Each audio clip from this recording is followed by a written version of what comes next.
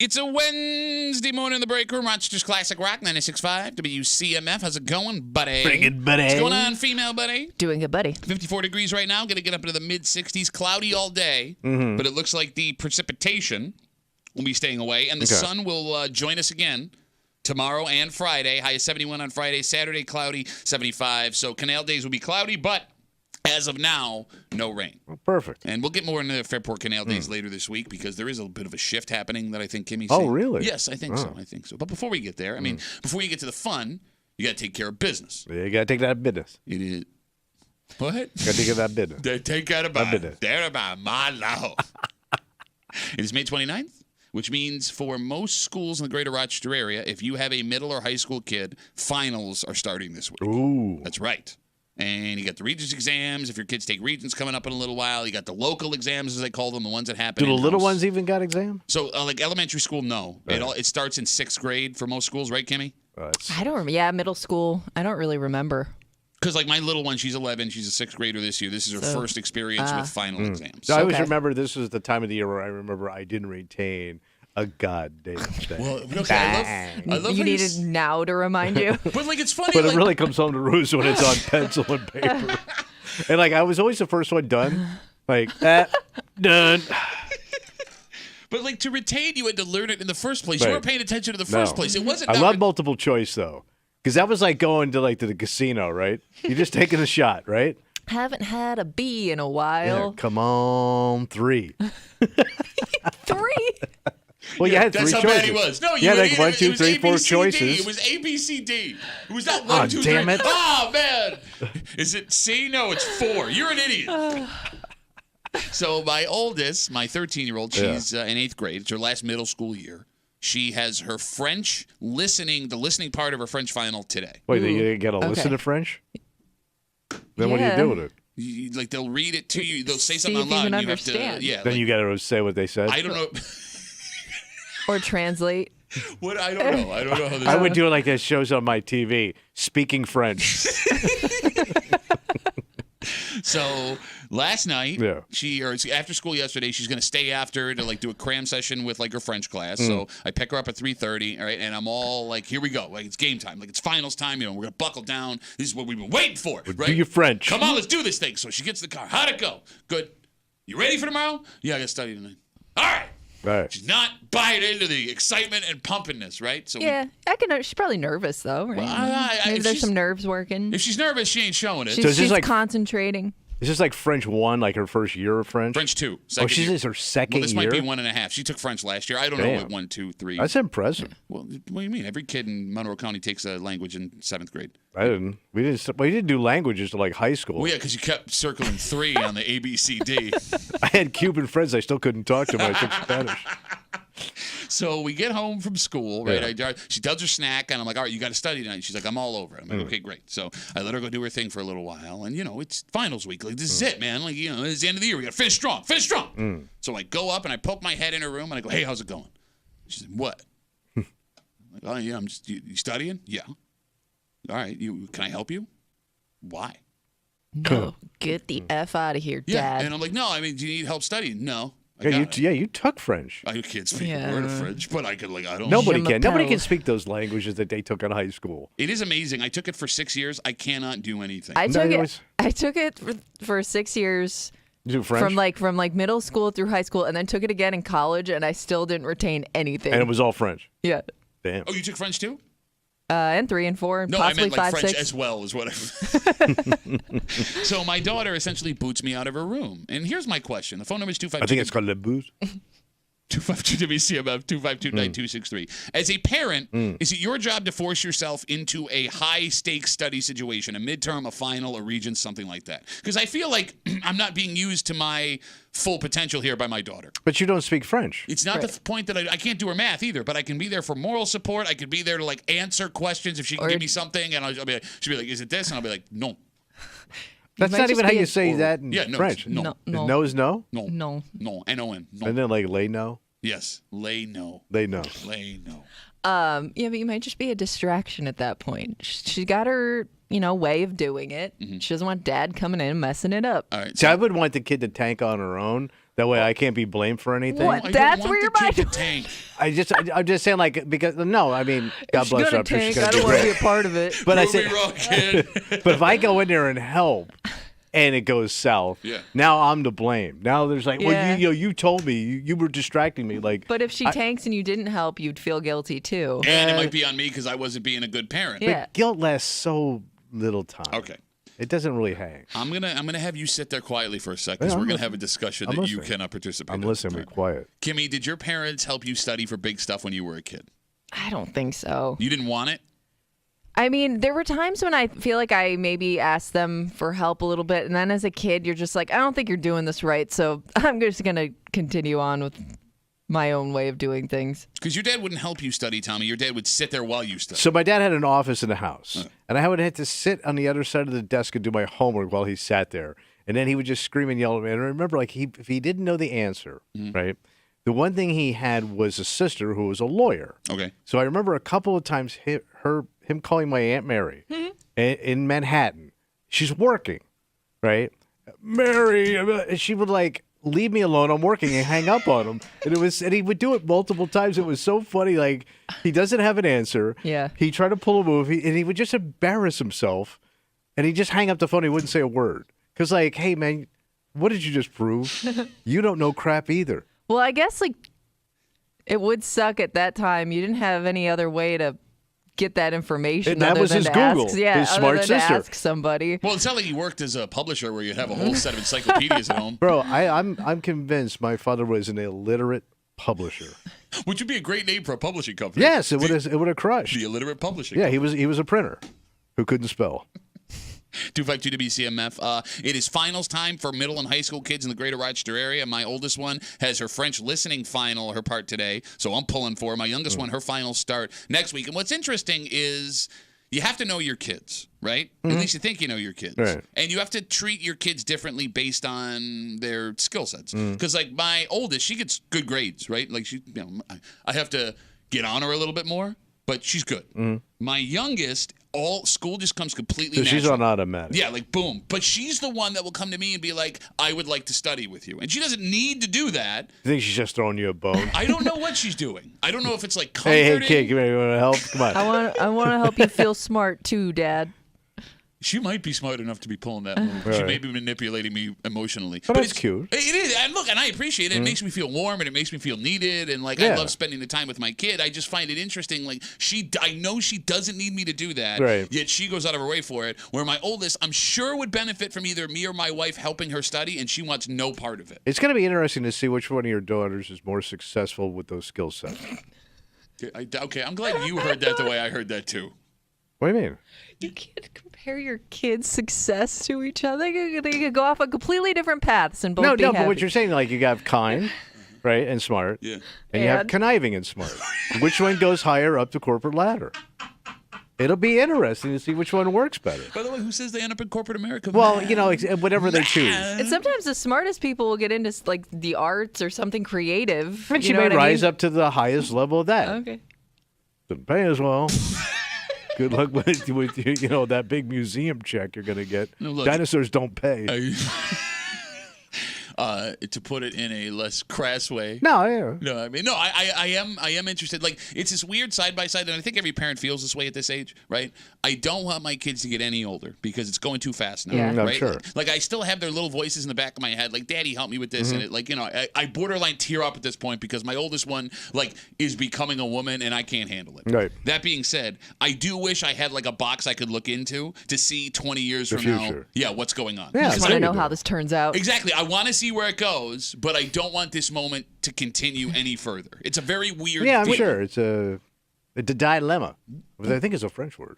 Well, it's not a dilemma. I can't stop time. No, but it's like you're torn. Yes, I am. Yes, exactly. Ain't that a dilemma? I don't know, man. Why you say it like that? I don't know. When your kid asks you to help them study, does it bring back like high school trauma because you were bad in school, or do you look at it like, why didn't I just do this and I would have been so much better off? You know what I mean? Like, now that you're doing it the second time around in a way, like, does it come easy and you just wonder, like, why did I have such a hard time with it? Okay, so it's not trauma, and I know trauma's the wrong word. Not trauma, but just I can describe it perfectly Yeah. to you. Because here's the thing.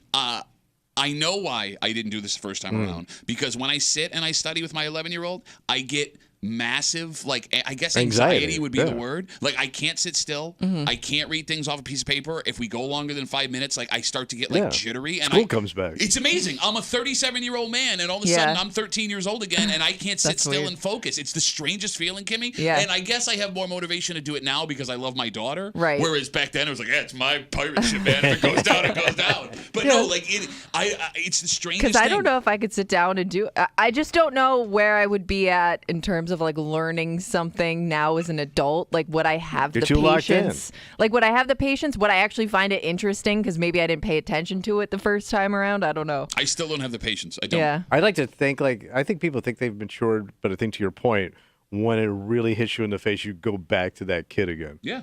And I don't even know if that's going back to being a kid. Maybe that's just what you're programmed to be your entire life. Yeah, you're locked in, man. You're hardwired that way. The most amazing people to me are the folks that have the struggles that you and I had. And when I say struggles, because I know you probably had a learning disability. I don't know if I had that. I don't think I did. I'm just lazy and stupid, right? But, like, the people that went through what we went through, yet found a way to get it done. Yes. Because we didn't. Right. They figured it out. Yeah, like, if you were able to overcome what I'm feeling when I'm trying to do this stuff, like, that's amazing. Yeah. That is amazing. How did you do that? I know.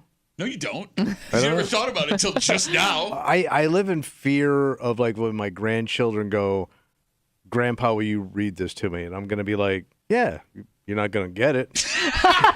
Going to make up words along the way. None of this is going to make sense. Can I ask? I think I may even kill that pig. Can I ask a personal question?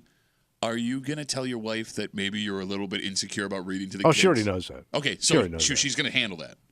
She's going to have to. Okay. I mean, I'll read, but good luck, kid. You memorize. Because I'm going to start putting people in there that I know from my past.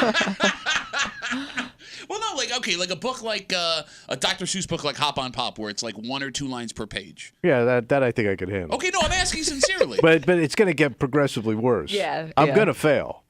I'm going to fail. At some point, you're going to flunk out. I'm going to tank. And it's not like you can look at the kid and be like, I have a learning disability, shut up. Like, what are you going to say to the kid? And I never thought about that, because you're not the only person that goes through that. Yeah. Right? And that goes with parents, grandparents, aunts, uncles. Like, when you have that kind of struggle, how do you handle reading to your kids, studying with your kids? Grandpa can't find his glasses. Ooh, that's a good one. Yeah, all of them. Because I have them in every room of the house. I've lost them all.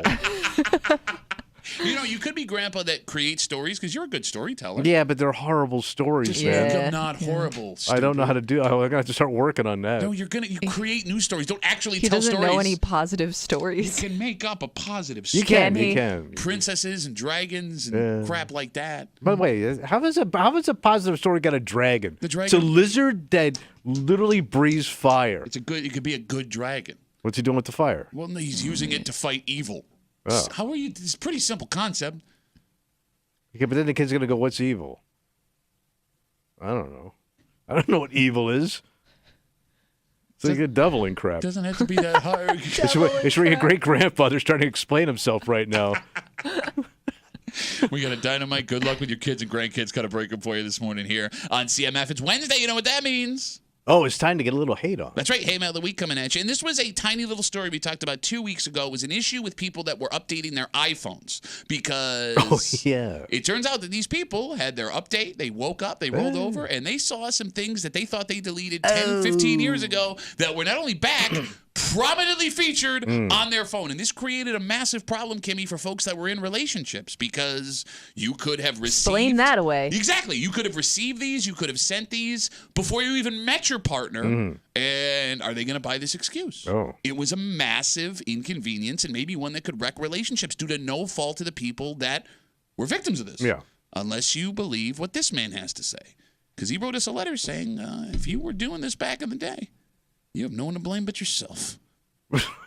How dare you take sinful pictures and put them different places. And we'll get to it just after 8 o'clock here in the break room on CMF, plus a whole bunch more. But first, Tommy. Yeah. Every single day, stories about how expensive things are getting. Oh, the price. Food's out of control. Well, the good news is there's no shortage of experts that are going to tell you how to save money when it comes to bringing food in your house. And this advice we're going to give you is actually really, really good advice. Tommy's going to hate all of it, but it's really good advice. Okay, I'm going to listen. We're going to save you money on your groceries. Who doesn't want that? What you spend on your food every week, and we're going to do it now. Well, next, here in the break room. On 96.5 WCMF.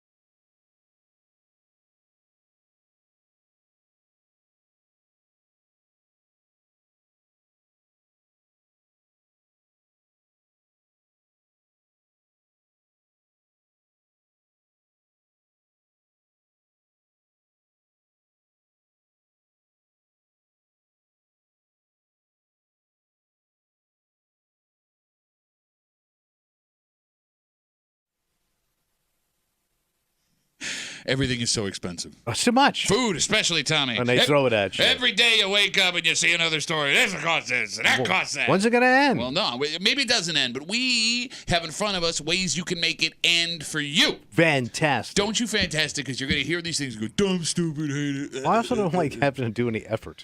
You're hanging out in the break room. Rochester's Classic Rock 96.5. WCMF, just after 6:45. This is a place that for a long time people refused to go because it was too dangerous. Oh. I don't care if there's a professional football game going on. People there are crazy. And even to this day, Kimmy, we'll take phone calls from people who say, I go there and I don't feel safe.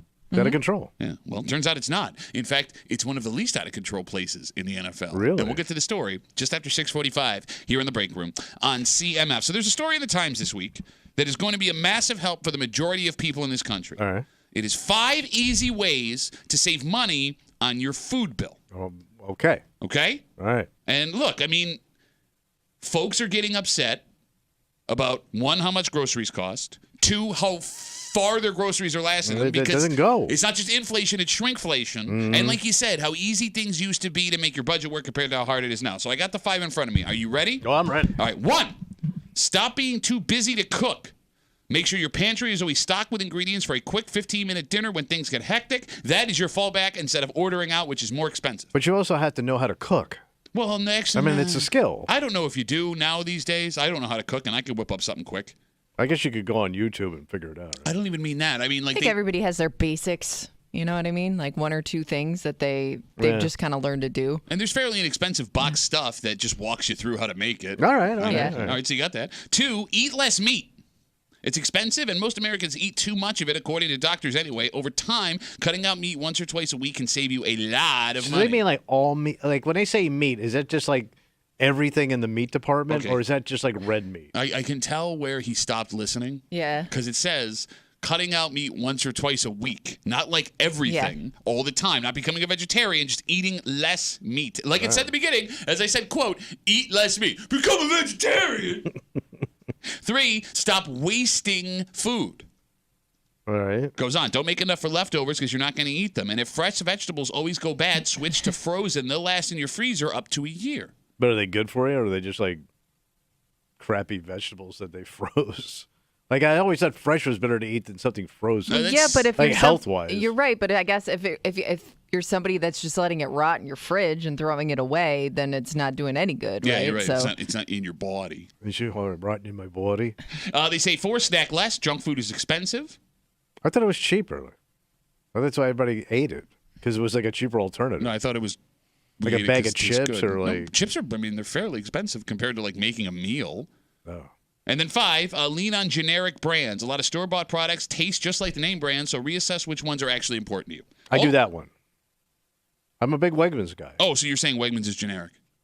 Well, it's the best. So that's not It's the generic? greatest generic thing that's ever been. Okay, wait, you're admitting it's generic. Well, it is. It's So it's store-brand. so it's the lesser of the 2 options. Yeah, but it's name brand in my house. No, that doesn't make any sense. Okay. Yeah, So looking through this list, short of the meat thing, because you barely eat any meat, I don't. except on a Saturday night, you're willing to do none of the things I just said. You have no problem eating prepared food from Wegmans every day. Yes. You never want leftovers. No, my wife will save them, but we always throw them out. So you don't want them. No, You I won't- don't like eating next day food. Okay. I guess you don't snack unless you include fennel. And again, you'll buy Wegmans generic brand, but you don't look at Wegmans as generic. Like No. you wouldn't walk into an Aldi's and buy their brand of stuff. No. You wouldn't walk into a Walmart and buy like President's Choice or something like that. Well, President's choice. I mean, the president chose that cheese. That's hail to the cheese. Hail to the cheek. Go home right now. I think I do some of this stuff, You do too. You don't snack, but only because you're a bitch. If you were but still I drink. Is drinking snacking? Yeah, I guess let's count that as yeah, snacking. yeah. That's you That have a liquid counts. snack. But it's a liquid snack, so it doesn't really count. No, I mean it's expensive Yeah, though. but you're still buying it. It's still part of your bill. Do you look at alcohol as groceries? I do. I mean, It goes in a grocery basket. Well, I'll put it this way: if you're somebody that buys a case of beer every time you go grocery shopping, it's part of your groceries, right? Or if you drink wine. Is grocery shopping like grocery shopping? What did I say? Grocery shopping. Groceries. But you had a few this If you morning. buy some beer with groceries. But let's say you drink wine every night with meal. Yeah. That's part of your dinner. Yeah. Okay. So you would have to include I- that as part of the meal. I kind of think it's included. Okay. Okay. All right. So then quit drinking would be another one. That ain't Or happening. cut back. Okay. Look, I know this advice is obvious advice, right? And it's work. Cook, eat less meat, stop wasting food, snack less, and lean on generic brands. And it is work. But it's also really good advice because even though it's simple, it's easy to forget. Right? Like you said, it's more time consuming. It takes more planning. It will add some stress to your life because like cooking at home and hearing family members bitch about what they can and can't have. Because I'm not making 3 separate things. I'm making one thing. You're all going to eat it. And this is not a restaurant. This is the house. The other problem with cooking is it isn't so much the cooking. It's the cleaning up afterwards that sucks. Because there's 2 types of people that do clean up dinner. There's everything's got to be completely clean and put away. Yeah. And then there's the a-hole that goes, I'm letting that soak. Yeah, you gotta let it soak. Till like August. You gotta let it soak. Like that pan is gonna sit in the sink till somebody else drains it out, like you're raising a Titanic, and you gotta clean all that muck out. If I'm making spaghetti, if I'm making pancakes. Spaghetti is a mess. Yeah, but that's what I'm saying. You gotta let it soak. No, you don't. Yes, you do. You can use hot water and scrub it. Y'all gonna let it soak for days. You're such a sissy ass cleaning bitch, bro. I like clean and neat. I don't want some look like I don't know, like somebody performed an operation in this sink for 2 days. Do you clean while you're cooking? Yes. Because I will clean things as I'm cooking. Like if I'm waiting for something in the oven, like I will start to clean the other utensils I used. We are the same person. But Kimmy? it drives me nuts because my husband doesn't. So like if He's a I soap walk guy. in there after he's cooked, you see every single thing that he's used spread throughout the counter. It just gives me anxiety. I love how the man cooks you a delicious meal, and the first thing you want to do is go, it's dirty in here. Well, it is. He's a very messy chef. It's not a meal till it's cleaned up. Shut up. Then we're done eating. Set it and forget it. Yes. No, man, like the messiest chefs are the best chefs. Everybody knows that. If you walk into a messy kitchen, it's going to be a good meal. You're not a chef. You're not French, not a saucier. You never I'm studied not getting anything. the pastry at the end of my meal. Right. Thank you. Or a delicious candy. You've just slopped up everything. 252 WCMF. We started this conversation before the OCD twins went off on cleaning the kitchen about ways to save money on food. And there's 5 easy tips from the Times yesterday. Don't be too busy to cook. Eat less meat. Stop wasting food, i.e. eat leftovers. Or don't make leftovers at all. Snack less and lean on more generic brands. And again, it sounds easy, but it's easy to forget when, 1, you're being bombarded with all kinds of name brands walking through the grocery store. 2, you're being bombarded with their prepared stuff when you're walking through the grocery store. And 3, you're tired and you just want to get home and you don't want to deal with all this stuff. But, I mean, what choice do most of us have at this point? But your kids also aren't going to want to do some of this stuff, right? Okay. Like let's cut say, back? Yeah, guess what? This is it's the dictatorship. This is not a democracy. Shut up and eat. Dictatorship? Is that like a dictatorship? Stuttering Castro? I never. This is going to be a revolution. Kennedy. I never. I'm from Khrushchev. Kimmy got none of those I feel like jokes. you've just spent your energy for the day. Well, it's a good bit, man. Come on. I gave you a little history lot. It lesson. was- Where else do we get stuttering Castro? That was a good bit. I was happy to be a small part of it. But like your kids, like they're gonna want like a cereal that they see on TV. Yeah, too bad. And they're not gonna eat your honey wheels, whatever you call them. Okay, Or your honey spokes. So I have this argument with my wife all the time, Yeah. right? Like, eventually, we will starve the kids into eating what we make. Okay. I think that's every parent's idea. But I, as a kid, would hold out for days. Okay, great. Like, one day, you're going to have to Give me eat. hunger strike. Like, this is not the IRA in the 70s, right? Like, eventually, like, this kid is going to swallow some spaghetti. I would fall asleep at the dinner table before I took 2 bites of those mixed veggies. Okay. Yeah, mixed veggie was like the worst thing for a kid. And it was like heated up in the microwave. Just not. Those frozen bags of vegetables are lifesavers, man. They are lifesavers. So we just nuke them? Yeah. Pop them in for like 6 minutes or 3 minutes, flip it over, 3 minutes, let Nope. it sit. Careful pulling them out because they are hot. The scorch bag is yourself. hot. It's hot. So the most interesting part of this story in the New York Times might be this statistic, because you talked about, it's so much easier to just get food, bring it home. Right. 80% of Americans, 8 in 10, now consider fast food a luxury, Oh. which is interesting because That goes back to like my parents' generation. They thought fast food was a luxury. Yeah. So, it became less expensive as we move forward here. 8 in 10 Americans see it as a luxury. And with that in mind, with everything that is happening here, as much as it sucks, where it's more time and things are more expensive, whatever, as hard as it is this kind of a good thing in disguise? What do you mean? Well, look, they say all things in moderation. Yeah. Right? So if fast food is now being looked at as a luxury and you're eating that less, which we know is happening based on the deals that McDonald's, Burger King, and Wendy's are trying to roll out, and you're cooking more at home, in theory, that would make for a healthier group of people. It would. But how long are we going to do that? Until the price comes back down. Right. So the price goes down. We go right back to being McFadden. Okay, but then in that way, we don't have problems with our economics, right? Like the bank account is fine. And that's the most one or the other. That's the most interesting part about this, right? You can't have everything, Kimmy, right? But like if you go to the grocery store and you buy generic brands and you cook for yourself, the price of the prepared food is forced to come down. Right. The price of the name brands are forced to come down. Right? Okay. Like in following these tips. We fight inflation. Well, that's just it. It helps. In following these tips, not only are you saving money right now, you are showing these companies, hey, guess what? I'm not paying expensive stuff. I'm not going to pay all this money for your name brand stuff. If they want to stay in business, guess who's got to cut prices? All right.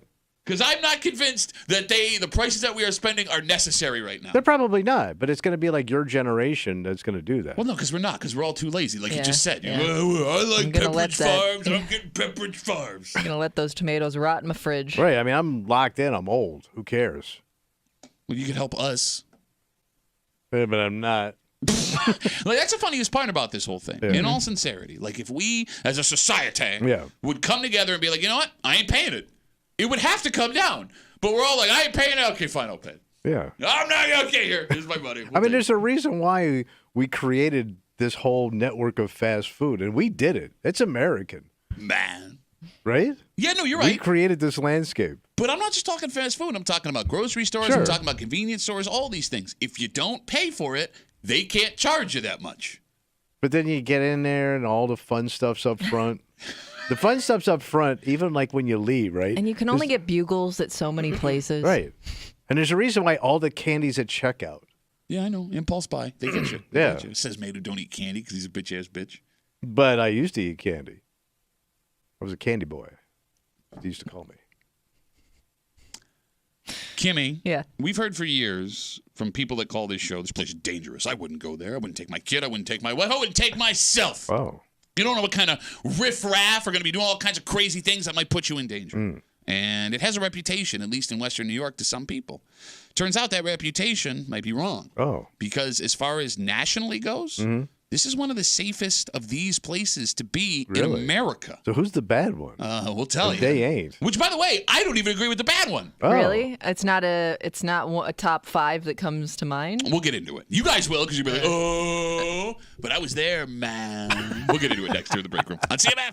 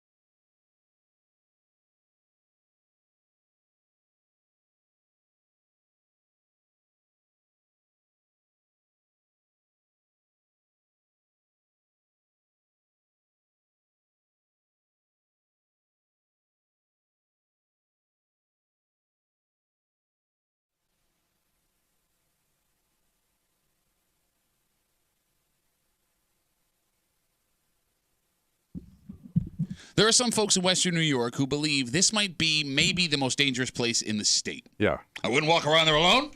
Forget bringing my kid or my grandkid or my wife or my girlfriend. Too much. But sometimes, when you only have experience with one place, you don't realize the gem you have.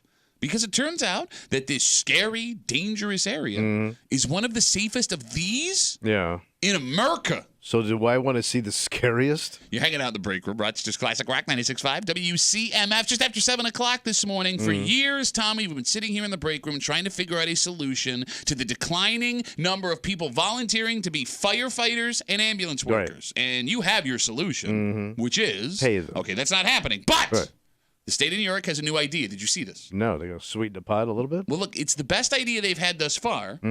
It still has a ton of potential problems. Okay. And there are people who are not okay with this, even though we now know what it would cost if we had to pay every firefighter and ambulance worker in New York State. Oh, I can imagine. We'll get into the whole thing just after 7 o'clock here in the break room on CMF. Highmark Stadium, where the Buffalo Bills play, is a top 5 safest stadium in the NFL. Top 5, huh? Yikes. Yes. Shut up. I can imagine what goes into the debauchery of these other stadiums. A New England sports book ranked it as number 5. Wow. So this is surprising to you. Yeah. Why? Based on my experience when I went there. Oh, was it scary? Yes. Was it You scary? even told me after the fact. Well, I didn't want to say anything at the time. What were you going to tell me? Enjoy your top 5 experience, Tommy? No. It's where you bought tickets because you cheaped out. You went cheap. Well, it's still the You went stadium. Oh, I'm sorry. Chintz Tommy went chintz? Hey. Is that Chintzy Tommy going all chintz, then bitching about it after it's It was a buck and a half. Oh, was it? That's hard for you? Yes. So you think the stadium's dangerous? I wasn't comfortable with that element. But maybe it was the pants you were wearing. What? Regular football slacks. Kimmy, are you surprised that this is a top 5 safe stadium in America? So this is just your stadium experience. Everything around it, outside tailgating, The whole inside, thing. everything. I mean, I am a little surprised only because they've had some Deaths? they've had some not bad violent deaths. What do you call when a guy falls bad- out of the stadium, lands on I another wasn't guy? even thinking A about that one. non-violent death? That guy lived. Well, no, that's He not lived? violent. Yeah, he lived. Wait, both those guys lived? Yes. Well, the guy on the ground must have been soft. But not even like deaths, but just like some incidents that have happened due to accidents and things like that. I am a little surprised that they were top 5. All right, I mean, you've had guys going to the construction site. You've had poor people that getting too. run over. feed the pit. Now, the run over was an accident. That's terrible. They story. all are accidents. That's what I mean. no, I'm the guy not got saying, run like- over. Well, it was an accident. No kidding. I'm not saying these things happened on purpose, but there have been some incidents that are just, sad stories. It seems like it's got a lot of bad luck around that stadium. I get it. Okay, over but the years. But luck is different than you said. Everything's an accident. No, that's not true. There can be fights where guns and knives show up. That's not an accident. That's an intentional someone trying to hurt somebody else, which you never hear of. Phone number is 252-WCMF 252-9263. Because the way you hear some people describe their game day experience in Orchard Park, it's like they went off to war. It looks like D-Day. Oh, is it? Yeah, is it? So the way they break it down, they go violent crime, total crime index, everything from a punch being thrown to a grill being stolen, and they rank fan behavior. And the only stadiums that were ranked safer than Highmark were New England, Green Bay, and they counted the Jets and Giants as 2 separate stadiums. So really, the Bills came in I'm 4th. surprised the Giants are that safe. Well, but But you're also spending a lot of money to go to those games. Oh, my God. Tommy Chintz is back again. Yeah, but it's hard to get into a Giants game, right? Isn't it like a 20-year waiting list to get in? Oh, no. Now it's easy. Both Jets and Giants. Oh, really? Oh, yeah. I mean, they both suck. But here's the thing. So the Bills really actually came in 4th place. All right. So you think people still see this stadium as dangerous? Yeah. Because you're only going to hear the negatives, especially on this show. I mean, you mean like a guy who comes, I bought the cheapest tickets in the whole stadium, and I did not have a good time. It was no good. I also think there's a difference between seeing it as a party atmosphere and seeing it as dangerous. Okay. Right? Like, because there are some people that just, they don't want to be a part of like the drinking and craziness. Right. And then, but those people, they're not avoiding it because they think, something's going to happen to them. They just don't want to be around it. But see, here's the thing about that. Like, when I hear someone say it's dangerous there, I hear someone who hasn't been to a game in 30 years or someone who's a bitch-ass bitch. You fall into the second category there, right? Because I will admit, like, when I was a kid going there, it was dangerous. Like, there were times where it got scary. I haven't felt that way. Well, that was just with your dad. I haven't felt that way in a very, very, very long time. Like, Kimmy, you're a female football fan. Yeah. You have gone to games with just your girlfriends in the past. Yeah. Do you feel unsafe walking around? I've never felt unsafe, no. But you did. I mean, like I said, I've seen people do stupid things. My girls and I were very I've seen people do stupid things, but again, like if it's one of those things where if like you just, you can avoid it if you want to. Well, that's the other weird thing. Like if you're looking for a wild time, you kind of have to go looking for it in the parking lot. It's not like people are jumping through flaming tables every 15 feet. I've said it before. I'll say it again. I have been going to games since I was 4 years old, and I have never personally witnessed anyone jumping through a table. Oh, really? No, not a single one. Wow. You have to go find that wild stuff. I have seen somebody accidentally catch on fire. Well, yeah, who hasn't seen that though? I mean, that's standard there's also protocol. that. And it wasn't a protest or anything. It was just a complete by accident. They're trying to jump over it, and they're like their snow pants. Now I am the fire. I think I have accidentally caught myself on fire multiple times. But, like, I mean, I never understand, unless you had, like, a unique experience while you were there, people that look at the stadium now and go, oh, I would never take my kids, or, oh, it's too dangerous. Like, it's always... The language you're going to hear. Are you serious? The cussing. You got the foulest mouth on the planet. Farting. 252 WCMF. In shocking news to Tommy Muley, Highmark Stadium, where the Bills play, has been named a top 5 safest stadium in the NFL, and they counted the Jets and Giants separately, so really, it's top 4. I want you guys to think, because we're going to go to the phones. Yeah. Think for a second. Yeah. What the most dangerous stadium in the NFL could be. I got my pick. Okay. Just based on its history and the city's history. All right, we'll get to that, but Ben's on CMF. Hey, Ben, how are you, buddy? Duffy, how you doing? Good. Good to hear from you. What's up, OCD twins? So I'll never go to a Bills game because I've heard nothing but horror stories for people that aren't fans of the Bills. Okay. But you've never been.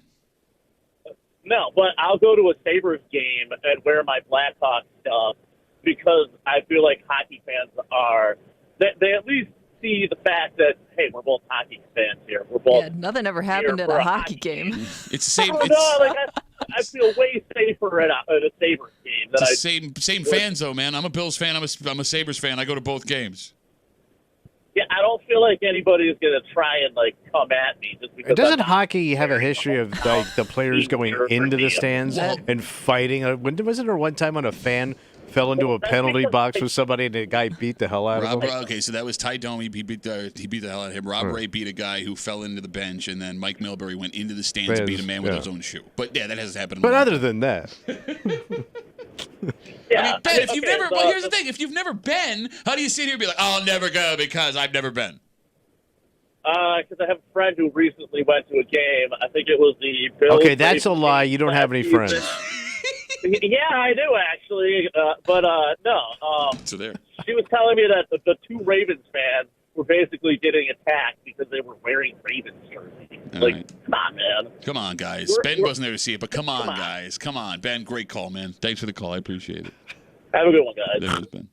Come on, guys. Come on. Elijah tweets at us, I went to a Bills game for the first time in 10 years. I saw a guy jump through a table, which was an insane dumbass. I also believe it's way more safe now because the Bills are a winning team compared to when they were a losing team. That's possible. Are you squeezing out the crazies because the money's coming in? Okay, it's possibly that's the case. It's also possible that in the time that the Bills have become successful over the last 15 years, right, relatively, the NFL has also started to understand that their public image needs to be different. So they're cracking Exactly. down. Right? Those two things could have been happening at the same time. Get out that jackassery. So I asked you guys, with the Bills being, I guess, in reality, the 4th safest stadium in the NFL, which stadium is the most dangerous according to this study? Dangerous. Most dangerous. Tommy, you said you had yours. I'm going to go with Philadelphia. No, Philadelphia is not the most dangerous. That's what I was going to say, too. Really? Yes. They must have cleaned up their crap because they had a legitimate courthouse at the stadium with the Judge Mills Lane. Yeah. They are ranked 19th most dangerous stadium. What about Baltimore? Baltimore. That's Baltimore. That's a tough town. Baltimore, I don't even see it on this list right here. Hold on. I mean, keep going. I might have missed it. But Baltimore is not the most dangerous. Okay. Wow. I just think there's so many rivalries in that division that things could get really heated. Okay, that's a good call. They're all relatively close to each other, right? They're all drivable games. Mm-hmm. The most dangerous stadium in the NFL, according to this study, is Ford Field in Detroit. Oh. Wait, you were just there. And that's what's weird to me. You like to go. I love Detroit. And that place is not cheap to get into. No. Especially now they're good. Yeah, they're good. It's really expensive. So here's the thing. Is there like a tailgating atmosphere there? There is. It's more expensive. Detroit. I thought that was more now like I'm missing bars. a tailgate. bars and restaurants more than almost your traditional tailgating. So there's both. I mean, it's costing like $100 to buy a spot to tailgate. Yeah. So I don't know. I mean, but there was still plenty of people doing it. I lived in that neighborhood for a week. Remember last year when I went for the Sunday game? You've been to multiple games. Yeah, stayed for but I was like living literally 100 yards from the stadium out of that hotel. I never felt unsafe. Right. I was walking around by myself at night, going to bars and stuff. The game, everybody was super friendly. All right. I don't get that at all. Yeah, I would not pick Detroit. No. Maybe back in the 60s, but not now. They've cleaned it up. They've cleaned up Detroit since the 60s. Yeah. Okay. It's beautiful. It's a paradise now. You were making fun of me the whole time I just was had a there. buddy who was just there. I told you how great Detroit is. I have been defending Detroit for years. You go, no, shut up, stupid. So I'm surprised Philly. What about Miami? I guess Miami. Miami's super safe. It's out in the Yeah. burbs. Yeah, I would think cares. like a lot of those southern teams didn't pop up on there. Where's Jacksonville? Jacksonville came in 28th, tied for 28th. So they're for safest. So they're the bottom five. The dangerous. Yes, Detroit is the most dangerous. Houston, Texas, Denver Broncos, Jacksonville, Minnesota. Denver Broncos. Denver Broncos. I wouldn't think Minnesota. Dude, that's another brand new, beautiful stadium. I don't It's got to know. be so expensive to get into. None of those But would they have are been on my Vikings. radar. What about Tampa? Tampa sucks. Let me just I'll tell you what. How about we just name every NFL city? Well, I'm just and thinking I'll of just Florida start- cities that suck. No, Tampa Bay's ranked at 10th. I went to Tampa Bay again. I've been to Tampa Bay to a game there. They're kind of like Right. Yeah. I would think like you get a lot of people on vacation or like I don't know. I just picture everybody not really there for the football first. It's also out in the middle of nowhere. Like, I mean, if you look at the stadiums that are ranked the most dangerous, it seems to be stadiums that are in downtown areas, Okay. right? At least most of the time. And I guess that makes sense because you're factoring in all the crime that's happening. Like, a violent crime happening on game day may not necessarily have been tied to game day, but it happened that day, so I guess you throw it in there. All right. The bottom line is this. Yeah, you're sick. Go. No, I'm serious. Like, for all of the people that for years have said, I'm never going to that stadium, it's not. I've been arguing for years. It is not dangerous. And this proves it. It's proof of it. But it doesn't even really matter because this is all going to change when that new stadium opens up. You're right. Because it's just going to be too expensive. Yeah. Yeah, you're right. And it's going to chase all that out of there. Yeah, I mean, well, look, the face value is going to be too expensive. I'm dying to know what's going to happen if they don't have enough people that are willing to spend that money.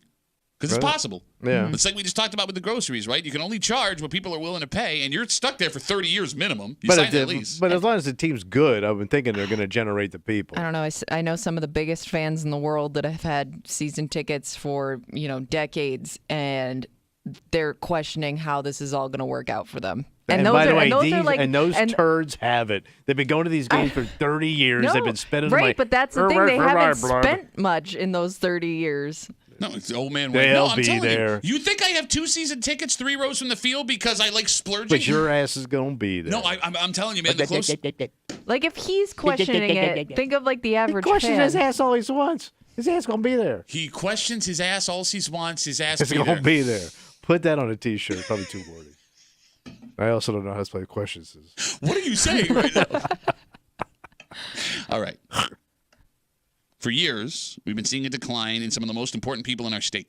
Oh. You need first responders. Yes. Right? You need firefighters, you need ambulance workers, and the majority of firefighters and ambulance workers in the state of New York are volunteer. How'd that work out for us? Well, that's just it, Tommy. For some reason, people don't want to do these dangerous jobs for free anymore, And we expect them to do it for free. which is weird. So your solution to this whole thing was You have to pay them. And you're gonna, at some point, you're gonna have to pay these people. well, that's not happening right now, but the state has a solution, and this might I be can't wait to see this. Gift cards. that would be paid them, stupid. No, but it'll be some chumpy ass gift card.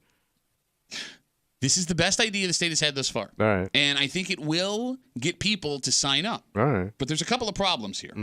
And even if this is massively successful, you may be giving these people something that after a short amount of time, they won't need to volunteer for anymore. Oh. I'll explain everything and see if this will fix it. Next here at the Break Room on 96.5 WCMF.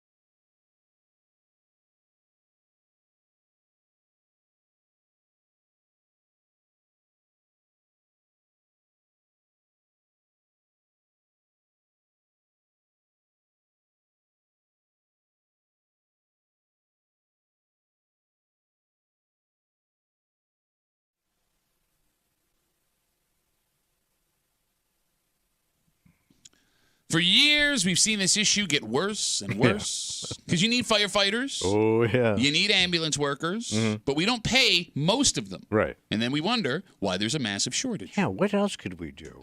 Well, there's a new idea that may actually help solve this problem a little bit. Good. That is, if these kinds of people are the only kinds of people you're interested in recruiting. All right. You're hanging out in the break room, Rochester's Classic Rock 96.5, WCMF, just after 7:25, 7:30. We've all been to weddings that got wild. Oh, yeah.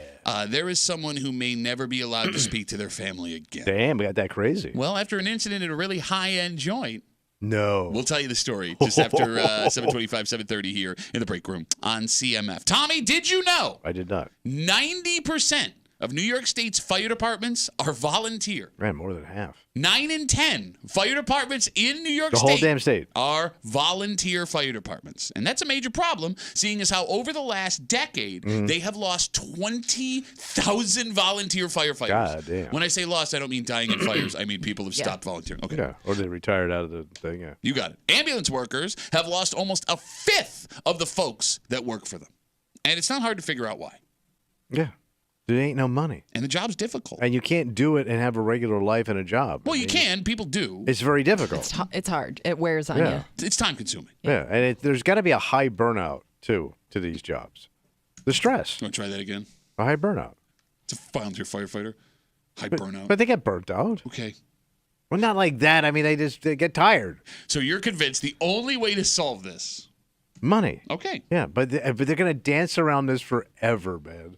I can't wait to see what kind of, like, slack-ass thing they're going to throw at these guys. This idea is the best idea we've seen thus far. But how Okay. insulting is this idea? Here's the thing. I don't know if it is. Right. Right now, lawmakers in Albany are working on a bill that would waive tuition at SUNY and community colleges for volunteer fire and ambulance workers. Free college, bro. Oh, wait, hold on. That's great. So now I can have a job. I can volunteer. And I can go to college. So here's the That's thing. 3 things I have to do today. So here's the thing. And what is community college? No, it's both SUNY and community. SUNY. What's SUNY cost a year? AG? Yeah, No, probably more than that now. Well, I mean, we're just doing just straight Just tuition. tuition, yeah. So, all right, listen, to be eligible, I'm going to talk to Kimmy, and then you can Yeah. go off like a car alarm. To be eligible, you need to volunteer throughout the degree. So, like the entire time you're Okay, doing so you it. have to continue to do it. You got it. You need to keep a GPA of at least 2.5. Kimmy, what's that in a letter grade? 2.5 is like a B minus C. Okay, I don't know. C, I'm not B sure. average. I don't know. okay. 2.5. And if you don't do either of those things, you have to pay back the tuition with interest. You're kidding me. I am not kidding. Kiss my firefighting ass. Well, then go pay for college. Well, hey, good luck with your house. Or getting your cat out of the tree. Shake it. Maybe it'll fall down. It is like a game show, Kimmy. Yeah. Do you think you can study and fight fires? Because if not, it's going to cost you with interest. Yeah, you could be upside down on your firefighter career, your volunteer career. No, but they're also giving you an opportunity to Right. get a free education. You have a problem with this? Yeah. 252 Because it doesn't even come close to what they actually need. 252 WCMF 252-9263. You don't think people need an education? I think you want to get these guys to get in there and save lives. Okay. No, it's nothing. You can wipe yourself with this thing. What do you mean it's nothing? It's nothing. All right. Like you're asking these people to risk their lives or save a life in an ambulance, Mm-hmm. and you're offering me tuition to junior college. So you're no, it's SUNY. Again, it's a SUNY. regular college. So But you're, it's all right. So you're- junior college. so you're saying folks that go into the service and get college stuff, that's not good either? No, because they're getting paid. There's a difference. You actually get a paycheck when you go into the service. Okay. Like they even tell you that, and you'll also get Veterans Administration. You'll also get medical care for the rest of your life. Okay, I don't like, know- So I they don't know if sweeten the pot a little bit. I don't know if I throw that out there based on guys that we talk to that are going through the VA system right But now. it's there. You want to fix it? Fine. You don't even give these guys that. All right. Where's the firefighter hospital? The hospital. Yeah. Get in line. Thank you 252 for your service. 252 WCMF 252-9263. I am very surprised you are this against what they're Yeah, throwing because out they're here. going to do everything but actually step up to the plate. But you want these guys to risk their ass. Okay, so I'm going to read you a number, and then that might make clear why we're in this situation. It is estimated Yeah. that if they were to pay every volunteer fire and ambulance worker in the state, it would cost an extra $4 billion a year in just salaries. I'm sure it's going to be expensive, but that's why Okay. it's worth it. I agree with you. But, like, it's easy for you to sit here in your blue jacket and your khaki pants and your tool time shirt and be like, you know what, we should pay him. When that bill shows up at your front door, well, you don't know. I know why you're into this, because your wife pays the property tax. That's why you're all like, pay these bills. She's got it. Okay, look, man. Hey, man, you got casino money coming in. Okay. You've got weed money coming in, right? You've had lottery money coming in for years that you could move the shells around a little bit, and you could get this done. At least you could reduce the debt burden by half by just moving those. You have no idea what you are talking about right now. Telling you, man. I can appreciate you trying to sound smart, and maybe there is a solution. I know what you just said is not it, because I can see the stupid look on your face. You know I'm right. No, man. Like you got this revenue coming in, and I like Albany, people that write their own raises when they tell you how we're not going to pay you. Okay, you're becoming that guy. Don't look off in the distance. You mean an American? You didn't say anything profound. It's so stupid. You know I'm right, man. No, I don't know you're right. Look, I agree they should be paid. All right, so let's say, so take $4 billion. Yes. And spread that over every property tax owner, payer in the state. And see what it costs per house. Okay, well, to look, raise it up. I know Bro, what you're it's pennies. You don't. It's pennies. 252 WCMF. All right, Tommy, he's a no-go on free SUNY or community college tuition for college or for volunteer firefighter and ambulances. But it sounds like not everybody is against this idea. Okay. Yeah. Let's talk to Mike. Hey, Mikey, you're on CMF. What's up, buddy? I got one thing to say. F Tommy. Yeah. I've got 20-year-old triplets all in SUNY schools right now to the tune of what? That's $150,000 a year if they were all volunteer fire departments. So yeah. Ooh. I'm all for it. When does it start? I'm all in. No, I heard it was just a popcorn fight. Nothing. Hey, old man wave 2. Now, by the way, Mike, it's still being kicked around right now. So they're trying to come up with a way to get this to votes. I know. It'll be done as soon as your triplets graduate. So here's the thing. Just teasing me. Yeah, I hear you. Mikey, I'm sorry, buddy, but thank you for the call. I appreciate it. All right, then. You guys have a great day. You too. There goes Mike. So it's just paying for tuition. That's it. Doesn't count books, doesn't count boarding, any of that stuff. I don't know what all that costs. Okay. However, there are fire departments, Brighton being one of them, that if you are a college student and you volunteer, they will put you up. They will so you get bored. Yeah, they will pay for you to live somewhere. Oh. Yeah. I did not know this. Were you aware of this? I've never heard this before.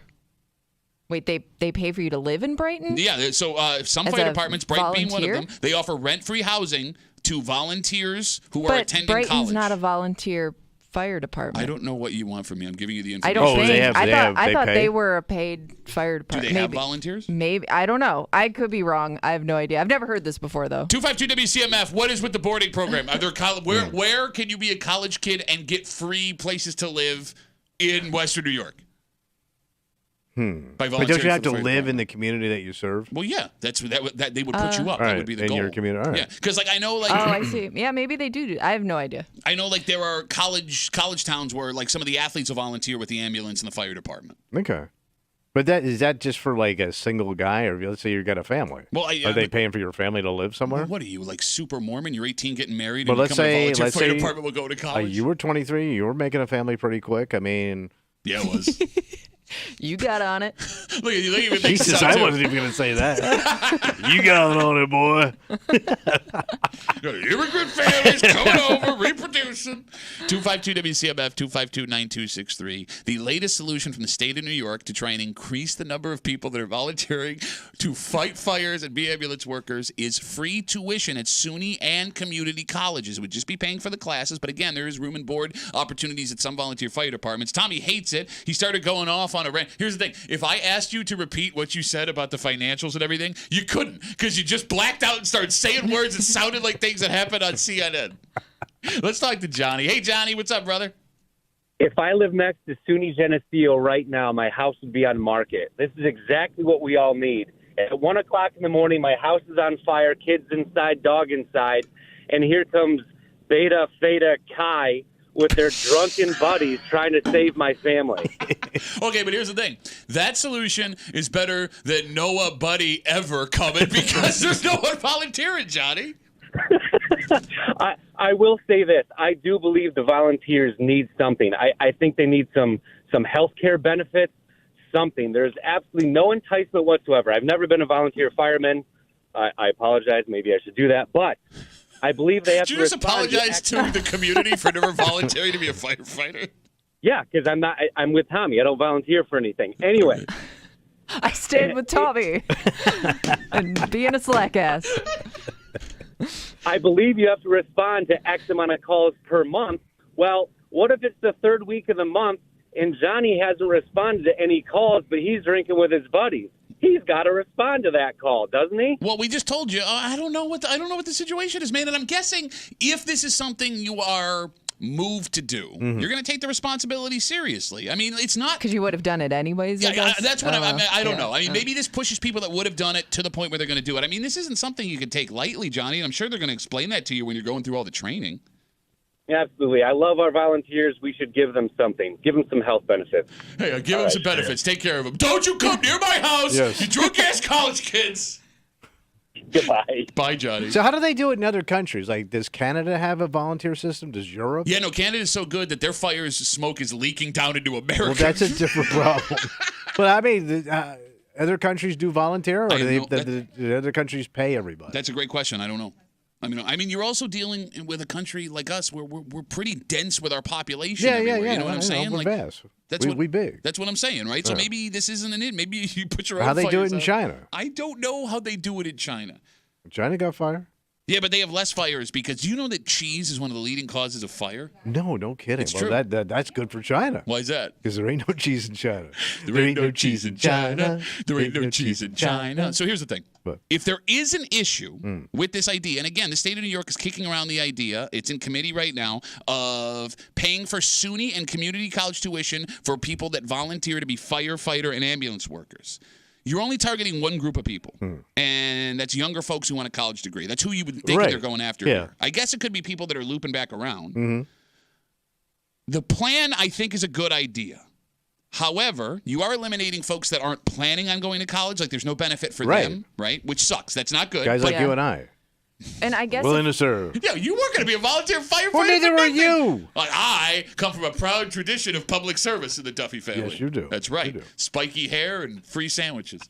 I think this would benefit more people who the EMT side of things, because maybe people who want to go to school to get into the medical field in some way, that would be a really good thing for them to do. Well, that brings up the other... because I'm thinking if you wanted to be a firefighter, let's say you were volunteering because you eventually want to become like a full-time firefighter somewhere that's paid, you wouldn't necessarily need school to do that. Well, there are fire sciences that help you get, right? It can help, Well, but I don't know how academy? many people are like that's the path that they necessarily want to take. Well, you actually bring up the other potential problem here. What's that? The program involuntarily may be eliminating the very folks who are volunteering from doing the same thing down the line. Because ideally for this department, they are studying, you're right, Kimmy, something like EMS training, be a nurse, fire science, whatever. But if they're not, the second they get that degree, they're going to have to enter the workforce. Right. Which could keep them from volunteering more. And even if they get a degree related to being an ambulance worker or a firefighter, they're going to go to a place that's going to pay them. Right. Yeah. So, but you still get that incoming you're right. Group of younger people who are going to do the same thing. You get 4 years, Yeah. which is fantastic, and it's better than what we're getting now. But, I mean, it used to be that someone would volunteer for a fire department for 10, 15, 20 years, right? Yeah. And you had people with experience. So the turnover is going to be more. Super high. Unless these folks feel such an honor and a duty that they want to continue to volunteer after they're done. All right, let's take one more call, 252-WCMF, because you're running your financial mouth like you know what you're talking about. That made a lot of sense. Kimmy's taking a lot of angry calls over there. We haven't talked to any volunteer firefighters. Oh, okay, there you go. But we are now. All right. Because Perry's on CMF. Hey, Perry, how are you, brother? Good. How you doing? Good, man. So I've been a volunteer for 47 years. The fire service is a lot different now than it was. And the problem is, departments spend a lot of money taking in new recruits with gear and everything else. And then, a lot of these guys, they're done after 2-3 years. I don't think the college thing is going to do us a whole lot of good because they'll go to college, they'll get a job, they'll have less time.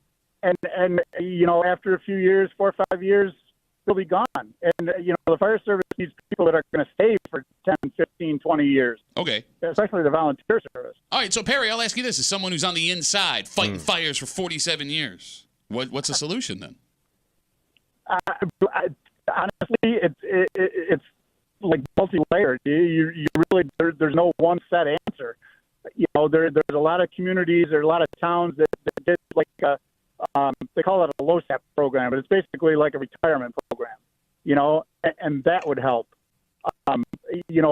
Offering like tax advantages, that would help. Okay. Well, so here's so Perry, your phone's breaking out on me. I'm really sorry, man. I appreciate the call. Thank you so much. I do. He brings up the idea of like tax breaks, like property tax breaks. Yeah, we talked about You that. mentioned something about a retirement But that doesn't mean service, too. anything to a young guy. Exactly. But did you even know you're 23, you cared about property taxes? Well, no, because I don't own anything. Right. Like I didn't even think about property tax. And if I own a home, the odds that I have a family are increased. The odds that I have a job that I have to pay my mortgage with Where are you wouldn't increased. just necessarily jump into this because of that. Exactly. But I mean, look, the bottom line is this. According to the Firefighters Association, I'll read this number again. The story on 10 NBC last night says that paying for fire and ambulance volunteers that we have now would cost the state an additional $4 billion. That doesn't sound that big of a number if you look at the entire state budget. Okay, so there's 18 million people in the state of New York. Right. 18 million. Right. And that's not all adults, and not all those people own property. How many people you think own property in the state of New York out of those 18 million? No, but those people that rent still pay property taxes through their landlord. Yes, and if there's one thing that we've learned, man, folks that own, expensive stuff will pay their fair share. Your taxes. Yes, you're going to do that. You're such an idiot. You're so stupid. Make them pay. Make the rich people pay for it. That's what we'll do. Yeah, no, that'll totally get done. As I gesture to the history of this country. Stupid. Let's take a break. Right. There's a man in some serious trouble. Well, what happened? Well, you're not allowed to do this at a wedding. And here's the thing. I guess in the grand scheme of things, it could have been a hell of a lot worse I've than been it to some actually trash-ass weddings. was. Trash-ass Bro, I've been weddings. to southern trash Most of them weddings. in your family. Yes, thank you. But here's the thing. With what this man allegedly did, the age and where he's from, is there any way he could eventually work his way back into the good graces of either the family of the bride or the tough. groom? Well, we'll tell you the story, and we'll do it next here in the break room on 96.5 WCMF.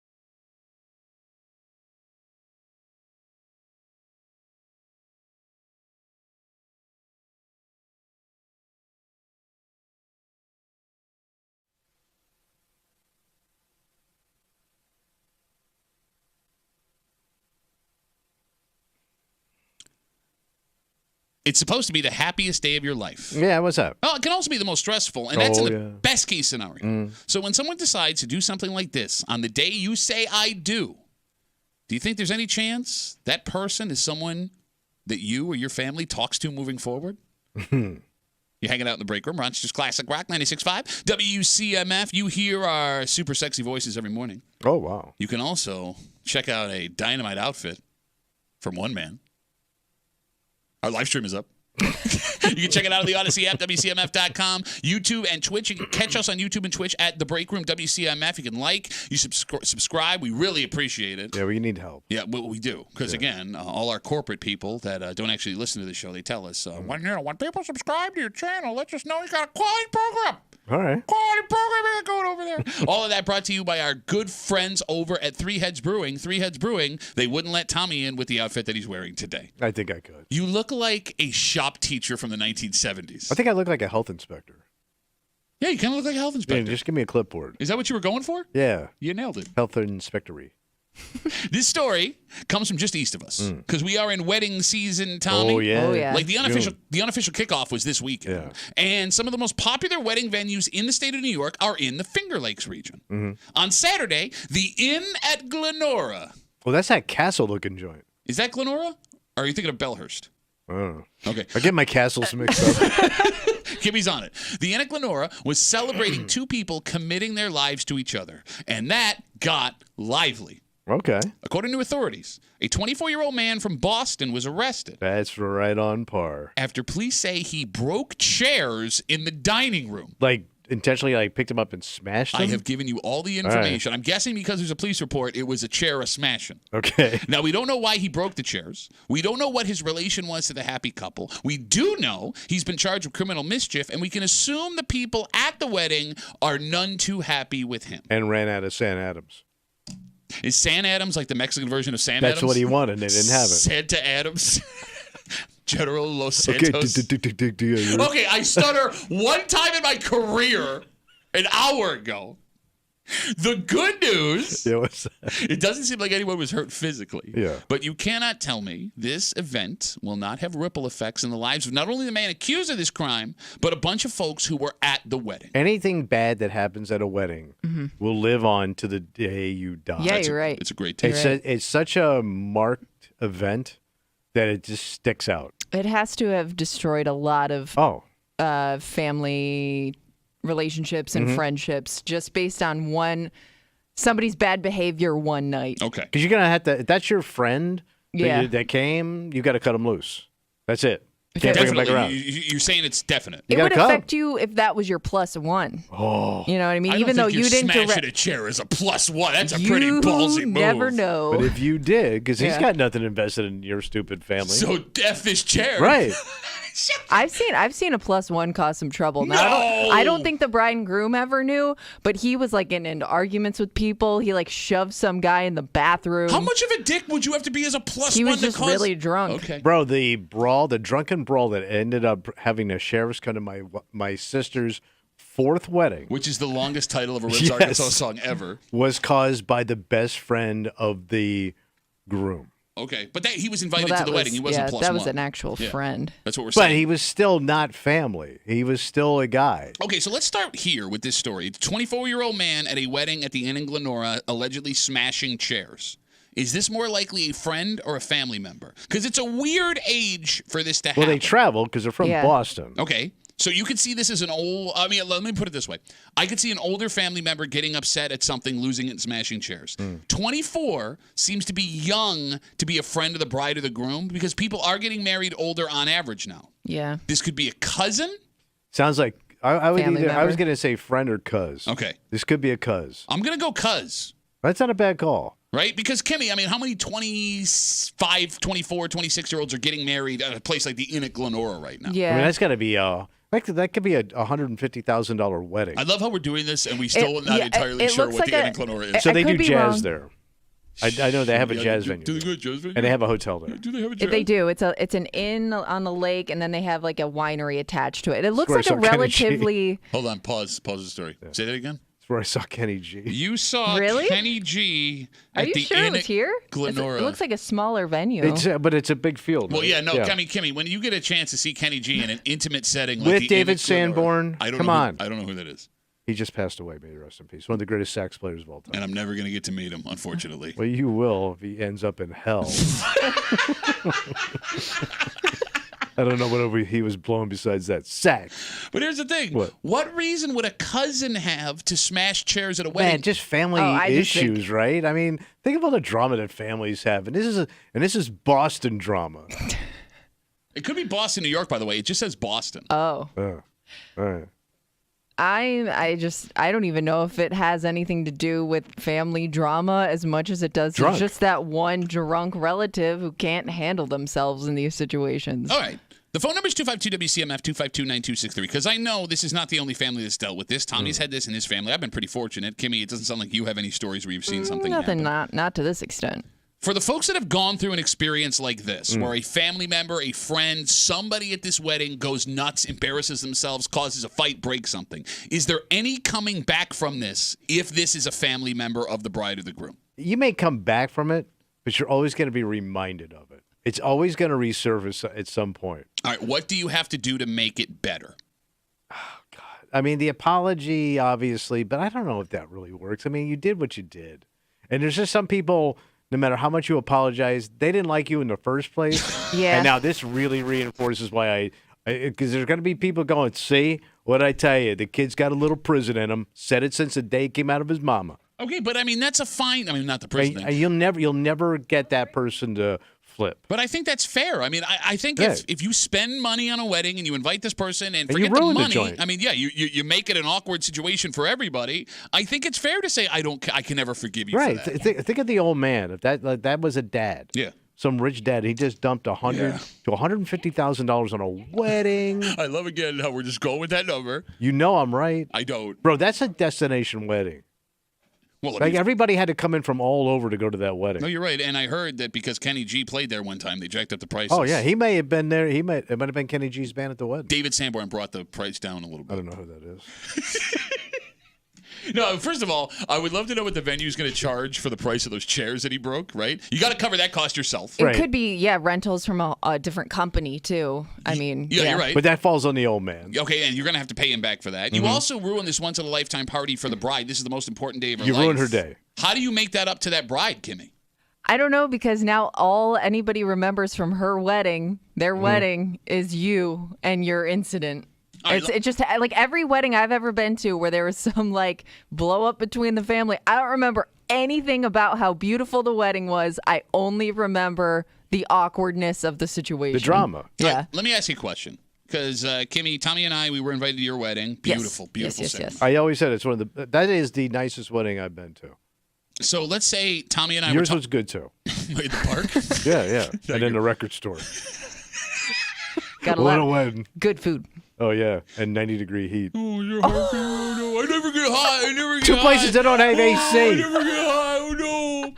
So let's say Tommy and I were at your wedding. Okay. And he starts telling me that I'm Yeah. going to meet David Sanborn in hell, and I'm drunk and I don't like it. So I get up and I start smashing chairs. We work together. Yeah. Would you oh be man, able to- a coworker? Would you be able to come back in and work Hey, your with old I'd me? be man so pissed at spent you. bank. Yeah, he did. Yeah. That wedding had to Just be, on the pretzel bar. that had to be 2G. Just on the pretzels. Yeah, I'm trying to think of who would upset me more between like friends, family, or like a coworker situation. And I think the coworker would be the worst because I would still be forced to see you every day. I can't cut you out the same way I could a family member. You see us more than anybody. Yeah. Right. And we know how much we're excited and all the build up to this wedding. Right. And for us to do that, it's even more insulting. Right, because you're not going to get fired because of something that happened at my wedding. Mm-hmm. And unless I quit, I would have to still come in and work with you every day. And it's great show content. Oh, yeah. Oh, we get days off I of did that. it for the show. Break room rules. 252 WCMF. We're talking about this 24-year-old man. He was arrested at the Inns at Glenora during a wedding after police say he broke several chairs. He's been charged with criminal mischief. We don't know why he did it. We don't know his relation to the bride and the groom. But when stuff like this happens at weddings, it can ruin your reputation. It could ruin the lives of people moving Yes. forward. Let's talk to Alicia. Hello, Alicia. Hello. Hello. Hello. What do you got? Oh, I was calling because my wedding, well, I was married previously, and my sister got so intoxicated, she just started flipping out at everybody. Her and I got into a huge fight. I ended up retreating to the house for the rest of the evening. Like you left your own wedding. Yeah, I had to. Okay, so how long did it take for you and your sister to repair that relationship after that happened? We're still not very close. Oh. Was she in the wedding party? Yeah, she was. Was she maid of honor? Yeah. No, no. One of my best friend I grew up with, Andrew, was my maid of honor. I love how she's dropping maid of honors now on the air. All right, so Alicia, were you close with your sister before this incident happened? Not especially, but I mean, yeah, I never got back after that. Okay. So it's to this day. Wow. How long has it been?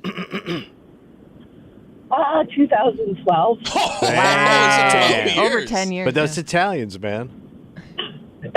Are you Italian? Of course she is. No, I'm Irish. Andrea. No, Irish. Alicia, will you Alicia. listen to the show that you are on, you idiot? Angela. Alicia, let me ask you this question. What did she do to try and smooth things over after it was over? Eventually she did apologize after years, but not really anything. She's kind of was a drug addict and alcoholic, and she's still an alcoholic now, but not really much. She doesn't. You get your revenge into a microphone right now. It sounds like Alicia. Well, thank you for the call. I'm sorry that happened at your wedding. Oh, that's okay. We divorced anyway, so it was a sign. Okay, all right. Good times all around. Thank you. Bye. Have a good rest of the day. Okay. I guess it makes it a little, what's the word I'm looking for? A little less prominent when when the marriage itself doesn't last, because you're not going to look back on that memory fondly anyways. Maybe. Yeah, that's a good point. That's a good point. Although if I'm that groom and I'm looking at what's happening here, I'm what the hell did I sign up for? And I think it goes on both ways, right? If it's a family member of the bride, you're the groom looking going, oh God. If you're the family member of the groom, you're the bride going, what am I doing here? Right? What am I witnessing and what am I going to experience for the rest of my life with this family? But you got to figure, if you bring anywhere from 100 to 300 people together, there's a time bomb in there. Whether it goes off or not, and whether who you know knows? about it or not, I am sure that there is drama that happens during a wedding or after the wedding that you with missed. people, with your guests in general. It's funny, the table you put us at, because this is the second time Terrible Time Timmy has come up on the air this week. If you listen to the show, that's true. We didn't find out about his journey until later. If you listen to the show But it was on a regular cute. It wasn't basis. bad. Well, here's the thing. So Terrible Time Timmy, who fills in as our board op when one of us is gone, great guy. We love him. He's a kid. He's like 45. He's also a disaster. He is a complete disaster when he goes to parties, weddings, things. Yeah. And when we found out that Kimmy invited Terrible Time Timmy to her wedding, it became an issue. Yeah. Because we didn't want her wedding to be ruined. So you, me, Crowley, other people at the table, Crowley used to work with us here at CMF, we all were kind of keeping an eye on Timmy while the wedding was happening to make sure nothing went bad. Right. But still, it got out of control. And I also remember that a grandmother came over and had words with me too. Yeah, because you kept saying stuff about her grandson. No, but not then. But she could have belted me. She should have belted you. No, I tell you, All the mean things you said about her then fiance, now husband. And I forgot about that. I love so I guess there was more because I always think at that wedding it was really smooth, but then I realized, Timmy went missing. I almost got belted. I love how, I wish our audience could see you in those situations, because you come in here, I run my mouth, try and stab me. Oh, I'm sorry, ma'am. I didn't know. I actually like him a lot. He's a good told her person." my name was John DeTulio. Oh, buddy, great kid. Oh, I love when grandmas punch my face. It's so angular. My face needs another lump. Percent chance out of 100 that this 24-year-old in this story ends up at another family wedding in the next 10 years. Oh, ooh. Yeah, if you saw that go down and you are planning a wedding yourself, I would think you're off the list. You kind of got to cut him from the guest list. But the things are getting so goddamn expensive. He's not going to another high-ender. Okay, here's the thing. Yeah. You want to say zero, right? Both of you guys jump on zero. But there are families, and there's more of them than you think, that keep bringing back the insane and destructive family members to all the events, knowing they have the potential to do something But those like are this. busted-ass weddings. I I disagree. don't think so. I think the pressure's there. This ain't no busted-ass weddings. Bro, how many high-end weddings from famous people do we see some drunken Yeah. cousin trust fund baby? "Ooh, I do what I want. Hey, girl, check me out. I live in Pittsburgh. I go to all the weddings. I do it open bar. Take that, Oak Hill. Oak Hill, very quiet. Yes, all the time. Let's take a break. You're the one who bitches about the fireworks all I summer. know. So, with summer now unofficially started, right? Oh, The weather's yeah. beautiful. You We're got deep in. Fairport Canal Days kicking off this Is weekend. that this weekend? It is this weekend. Oh, man, that's the high douche alert. You got to stay safe out there this summer. Oh, yeah. Be careful. What do I do? Well, look, one of the things you never think about, but might be the most dangerous, What's that? is when the skies start to rumble and they open up. Oh, a thunderstorm. That's right. And there's a story yesterday that gives us tips on how to stay safe during a lightning storm. It's all pretty standard stuff, although Kimmy read this and realized that something she always thought was made up is actually real. Oh. Yeah. You didn't think this was a real thing? It was like one of those things they always told you as a kid, but I just thought like that was one of those things that just kept getting passed down, and there was no actual scientific proof behind it. Every time we talk lightning, this happens in this room. We're going to go to Google. We are. No, it's well, from we the actually story. don't have to It's because from the somebody did story. it. Yeah. Because Some I'm from expert I'm from a actually lightning explains state. Number one state for lightning. Actually, I think Florida is the number one spot in the globe. Now for we lightning. have to go to Google, you idiot. We'll Lee tell you. Trevino was hit by lightning twice in Florida. We'll get to the story next here, the break room on CMF.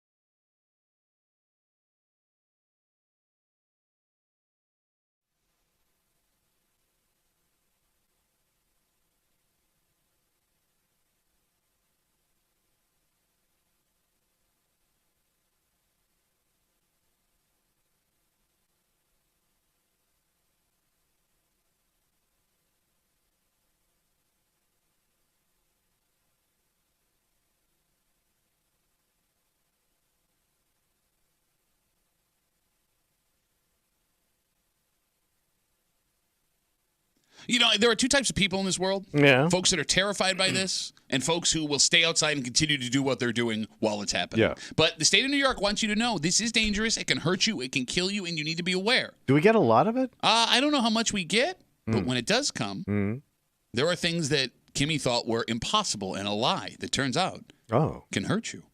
You're hanging out in the break room. Rochester's Classic Rock 96.5. WCMF just after 8 o'clock. It's Wednesday. You know what that means. Oh, we're going to do a little hate. Yep, a short little news story we told you 2 weeks ago has one man saying, what'd you expect? What'd you expect? You thought this was private and you're going to be showing your body off like this? And now this is where you get what you deserve. You ass jackassing.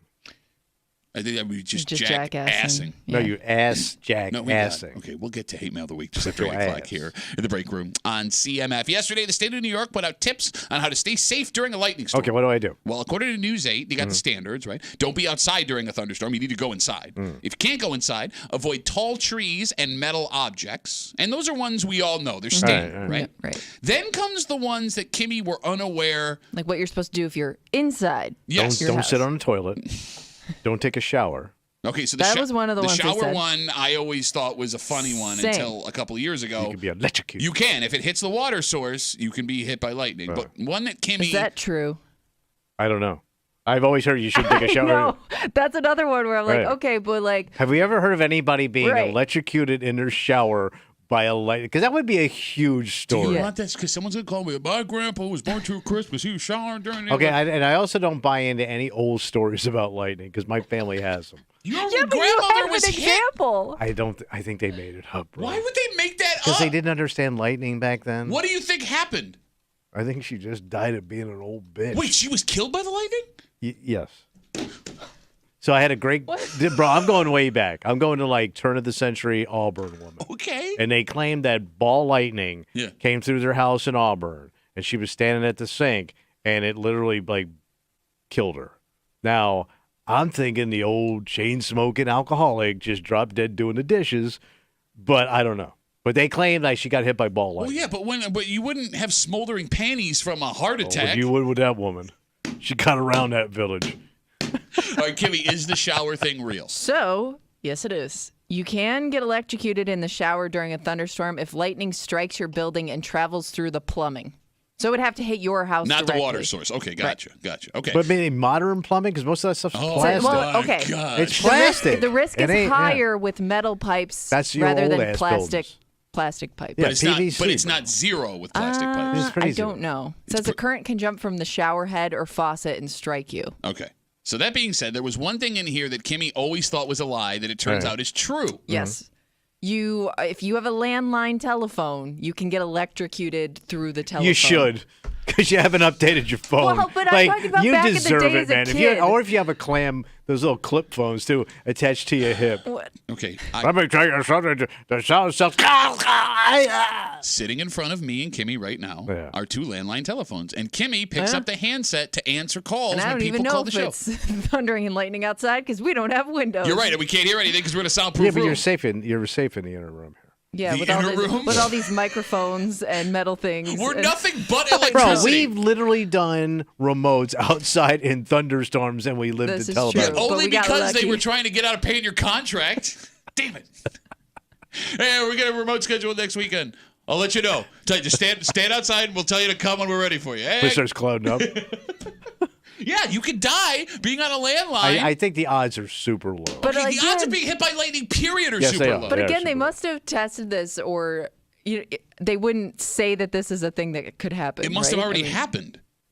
I mean, Kimmy, I'm sure there's a news story that exists of someone being hit by lightning through the phone. Lightning through Man, the that would be phone. such a story, man. I Oh mean, my God, you keep saying it. recent. Oh, what is the difference? Well, no, it wouldn't be recent because hardly anyone has landlines anymore. Right. Like, if you work in a, what do you call those things? Like a telemarketing company? Like, do Yeah. they make you get off the phone when it's lightning? Maybe they got a different system. Maybe they got something Oh, they have the built in. lightning-proof phones. Maybe they do. Yeah, Maybe they came up with it. Yeah, they you know. probably got the lightning-proof phones out there. Like I always think, like lightning strikes probably hit mostly golfers, and I'm just basing that on Caddyshack. Shut up. Like, you come in here. No. I bet you most lightning strikes deaths are golf courses. Okay. Drunk ass, you don't want to come in. I don't think the heavy stuff's coming down for a while. Right, I could break the course record. Not guys, men and women that have like jobs outside. Because I think they get off. I think they stop what they're doing. Like golfers are too goddamn stupid. Okay. You know that lightning can travel a far distance. Like there are people hit by lightning Yeah, from unaware. the sky to the ground. I get it. Okay, I bet you most guys that die in lightning strikes are wearing loud plaid pants. Smoldering loud plaid pants. 252 WCMF. Story last night on News 8. New York State put out tips yesterday how to stay safe during a lightning storm. The standards: go inside if you can, avoid tall trees, metal objects. We also found out that you can be hit by lightning through your landline phone if you're talking on the phone. We just discovered you can be hit by lightning if you're taking a shower while the lightning strikes your building. Higher likelihood with the metal pipes. So you got to stay away from water, basically. Yes, which Like they even also on a tell you to crapper. do. Do we have any stories of someone being hit with lightning through So the phone? people have died from lightning striking landlines during thunderstorms, but the last example they give, and I don't know if this is just the one example they're pointing to or if this was the last time it happened, was in 1985. 85, my God, It's man. fairly recent. That ain't recent. Fairly recent. That's not even fairly recent. You were waiting to hear like 1923. President Truman on the phone, lightning hits. That killed Hitler. In 1923. I don't know how it happened. Truman was not president either. It's a weird. Teenage Hitler. Young punk-ass Hitler. Oh, for God's sakes, man. The show is so stupid. But just go out and enjoy your day. No, not when it's No, lightning. don't get a joy, Patrick. Get a joy. Okay, here's Put what's, down your pot and take off your loud here's pants. what's funny. Of everybody in the room, you're the most scared of lightning. I am. You run like a I know. bitch. And every time I'm with my family in Florida, like they have no fear of it because it's so much. Like I freak out because like they get like serious like deep south lightning. It's like tropical crap. Shut up. Tropical lightning. It's scary as hell, man. Oh, you're scary. Yeah, right. Don't be a bitch. Oh, but the lightning's scary. Don't be afraid of lightning. But it's scary when I'm there. I get scared. I'm scared of lightning.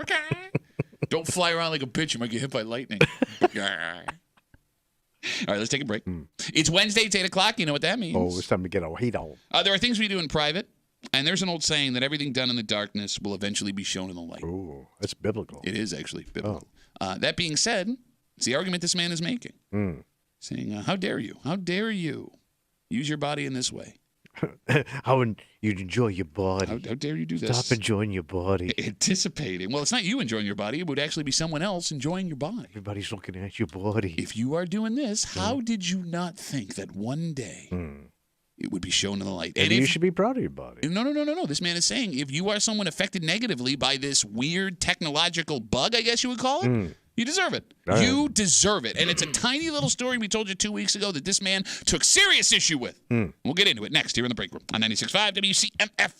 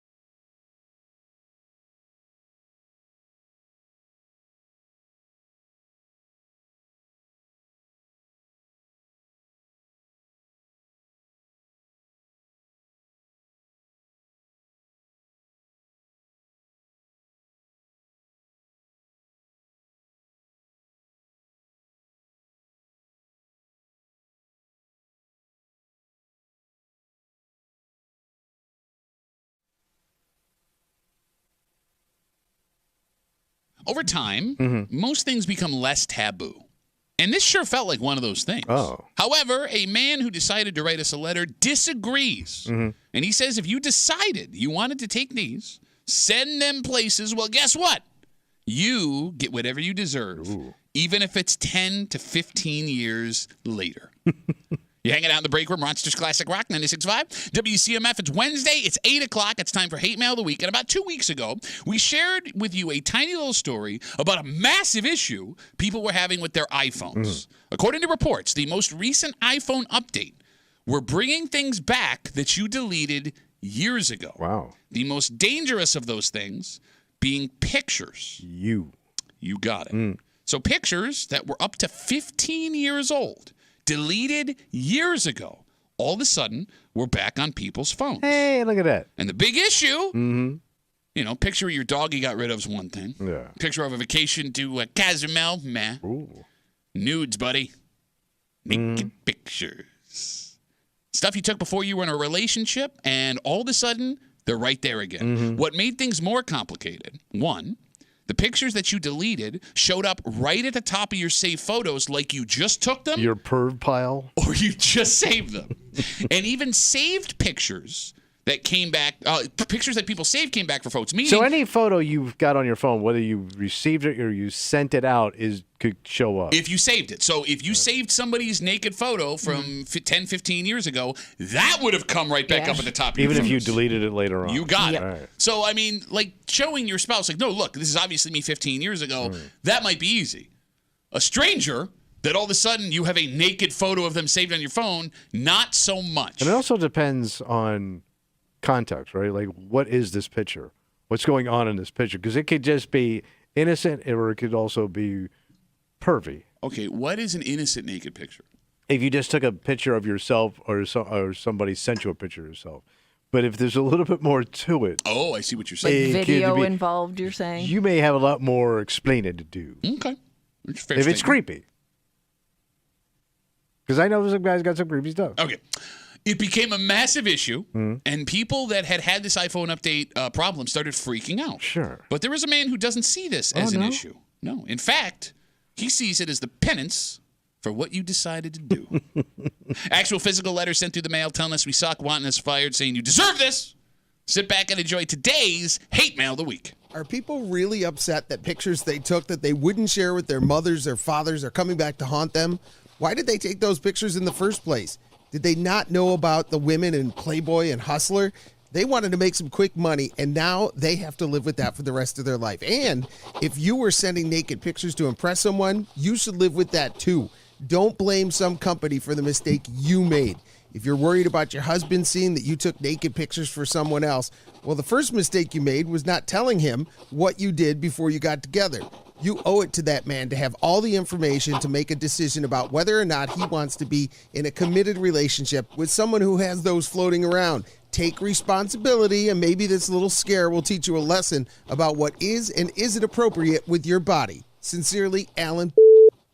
You are paying for the sins of your past, and you deserve it. Alan sounds like a Pentecostal preacher. Yes. Repent, you godless sinners! Being punished for not telling the truth up front. That's right. Even though so you're making the argument that not saying anything, Kimmy, is just as bad as a lie. Or that's It's according to Alan here. okay, all right. Tommy, Yeah. does what Alan what he said, does it make any sense to you? No, of course not. No? No. No? I mean, it should be private. It's whatever you did 10, 15 years ago. You could be a completely different person. You may be the same perv. I don't know. Okay, well, But hold on. I mean, Everybody has a past and past relationships, and you shouldn't be ashamed of yourself. It's your past. Wait, but you just said something. No, that's great. They're very progressive. You don't be ashamed I got of yourself. more. No. But you said Not today. if you were a perv, you could still be the same perv. You see someone that sends a naked picture of themselves or receives a naked picture as a perv? No. I mean, I might have been like a little sexual fun, like dirty talk between a consenting couple. That's great. Mm-hmm. But there could be other things in there, little. I'm dying to know what your line is for perv. Yeah, there could be some action going on. The pervama canal, Action. if you will. There could be action Okay, going is that pervy? on. It could go, you're heading there. But you just said It may not be pervy, but you're on your way. You just said it was two consenting adults. I understand, but let's say you were just doing something to show somebody else something. Right? Yeah, is that what you're doing? You're doing a thing. So You're doing a strokey stroke. I only came here to figure out how to get away from here. Right. Well, they say she diddling for you. Well, you make a face, but she could. Is that pervy? Because that seems like a pretty standard sexual act. It's going to look pretty pervy after 15 years. Okay. I mean, shaving patterns have changed. 252 WCMF 252-9263. The strange thing about this letter, I assumed everyone who would have the take that Alan had already died. No, they should. And I don't mean that in a mean way. No, no, me neither. They should Me be dead. neither. No, You aged out. I don't want them to die. You aged out naturally. Look, sending nudes to people via text message, social media, whatever, has become such a normal part of society that I was under the assumption. Well, your generation lived by it. That's just it. Like everybody under the age of 50, I assumed at some point in their life had sent or received a naked It was picture. your mating call. Right? Yeah. Like the iPhone has existed for over 20 years, so has Facebook, and that means folks that are almost 50 would have had that technology in their 20s to do just that. It didn't even occur to me that when we first saw this story, there would be people out there who said, you deserve this. But there might be some things that show up that you forgot about. Yeah. That you have to explain to your now spouse. No, I understand that. That you're not ready for. I don't want to know what is in your head right now. So let's say a girl you dated, something happened 15 years ago, and that shows back up. If that woman doesn't look anything like your wife, you might have some explaining to do. And it's not on you. It's not your fault. Okay. But you might, I didn't know that was your type. Wouldn't it bother you more if they looked like you? No, I get where Tommy's coming. No. I know a guy that had some stuff on, didn't look anything like what he's attached to now. And he's like, well, you have a thing for that? And he's like, hum. Kimmy doesn't get that reference. But you do. And every man does. No. Every man do. I only get it because I watch Nick at Night on the road. Look, the bottom line is this. I get where you're coming from, but I think it's a fair enough statement to say this is before I met you, and this is not my type now. You are my type now. That always cleans it up. You know, let's say she got her ass pissed. Whether or not you have pictures of this person, like that could come up at some point in your relationship anyways. You could run into that person and have to explain that you dated them. I mean, I don't think you don't have to. And here, you don't have to mention you dated. And I think that there's a difference, Kimmy, between like seeing someone and being like, I was in a relationship with this person, and then like an actual like. Here's another a coochie that don't look like my coochie. It's a different coochie. Wasn't that an Alan Jackson song? A coochie that don't look like my coochie? Ain't no coochie I've seen before. So like, would it bother you then to know that, let's say your wife, let's say like they weren't even dirty pictures. They were just pictures of your wife and her exes, and they were all really tall. Yeah, that would be like, okay. It would bother you? Or would you kind of embrace like, oh, maybe she wanted something different? No, but that would make sense. That would make sense because her neck probably hurts from kissing real men. So just for the sake of her health. But that would be a thing. Okay, I was just asking. I was wondering. None of my wife's exes look like me. It doesn't bother me. It's hard to find somebody who looks like you, bro. Oh, look who's talking. talking. Date the zoo. 252 WCMF 252-9263. Talking about this Apple iPhone update. 2 weeks ago, we had the story initially. People all of a sudden had photos they deleted from 10, 15 years ago show back up on their phone. Nudes became a big issue. Alan writes us saying, you deserve it. This is what you get. You shouldn't have been sending nudes in the first place, which is a strange take because we assumed everybody did this now. Let's talk to Joe. Hey, Joe. How are you, buddy? Hey, good morning, guys. How you doing? Hey, good, Joe. What up? So you know what this is, man? What? This is a guy who used to go over to Louis Cordial with his buddies on lunch break from Kodak. He couldn't leave it in the parking lot. He had to put a ring on the finger. Now he's finding 15, 20 years later that his buddies, Lenny and Larry, have a little side action going on, and he's all pissed off, and he's vetting through this letter. Oh! Okay. That's what's going on. There's a lot of imagination there, Joe. Backstory there. I do miss Louis Cordial. Why we're talking about it, God bless the 3-hour lunches from Kodak. Joe, how old are you, buddy? 56. Okay, have you ever this sent... is a 56, Joe. Joe, have you ever sent or received a naked picture via text, via social media? Duffy, I love my wife. I'm not going to answer that question. All right. Thank you, Joe. Have a good rest There's of the day, buddy. There's a hairy gut pic somewhere out there. What are you talking about, harrygutedmen.com? Bloatedjoe.com. Bloated Joe. Lodi Jody. I see you guys on hold. Sit tight for a second. So there's a couple of funny things kind of hidden in Alan's letter that you might have missed if you didn't pay attention close. So one, he compares women who posed in Playboy and Hustler to people who send nudes via phone. Yes. Quote, did you not know about the women from Playboy and Hustler? They wanted to make some quick money, and now they have to live with that for the rest of their lives. Alan sees sending a topless picture and posing for a monthly spread in a magazine as the same thing. Where you had a possibility of winning a Corvette. Like the women on those mags, they did that fully knowing that was They going were to be professional models. Yep. It was a job for them. And they were all going to medical school. Right. And they were aware, Kimmy, that it would be seen on a newsstand. Right. People who send that stuff. This was now, private. And naive as it may be, thinking that no one else would see it, you were under the impression that it would not Between be made you public. and somebody else. But what Or most, maybe just you. Who knows? yeah, good point. Yeah. But what might be the most interesting tiny detail in this letter? Alan only refers to women as the ones sending naked pics. He scolds them for trying to impress men. He makes the argument that you should tell a man, not someone, a man, before you start dating that you've sent nudes in the past. In Alan's mind, the only people that have and could send nudes are women, which I think is the most out-of-touch part of this letter. I think more men have sent nudes than women. Preach. Oh. 100%. Guys send penis pics like thumbs up emojis. In like group chats. I mean, Kimmy. Firing them off and see what comes back. Serious question. Yeah. How many penis pics do you think the average woman under 40 has seen on her phone in her lifetime? Wow. Can you give me a ballpark? Do you think it's more than 3 on Like average? that were sent directly to her? Yes. I would say You said give me a 5 ballpark. 5 at the minimum. So wait, 5 minimum? Well, like 5 people sending them So at 5 the minimum. pics? 5 separate penises. Especially if they're under 40, That beats your record. people that grew up with smartphones. I would assume maybe the number much higher the younger people get, I guess. I mean, to you ladies listening, 252 WCMF, does that seem accurate that the average woman under the age of, let's say, 40 has seen 5 separate penis pictures on her phone in her lifetime? Because I don't think that's out of the question. Okay. Like I knew a girl that used to get them on, like guys would send them to her on Facebook. Oh. Wait. Like where Like other people could see them? Because No, she like wanted to privately. see. There was one day where she wanted to see if this guy's picture was still there, and it's still sitting there he never deleted it.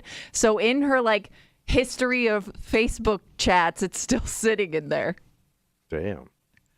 And what's funnier about that, most of the time, women are smart enough to crop their faces out of whatever they send to other people, right? Like you'll just see a body. Yeah.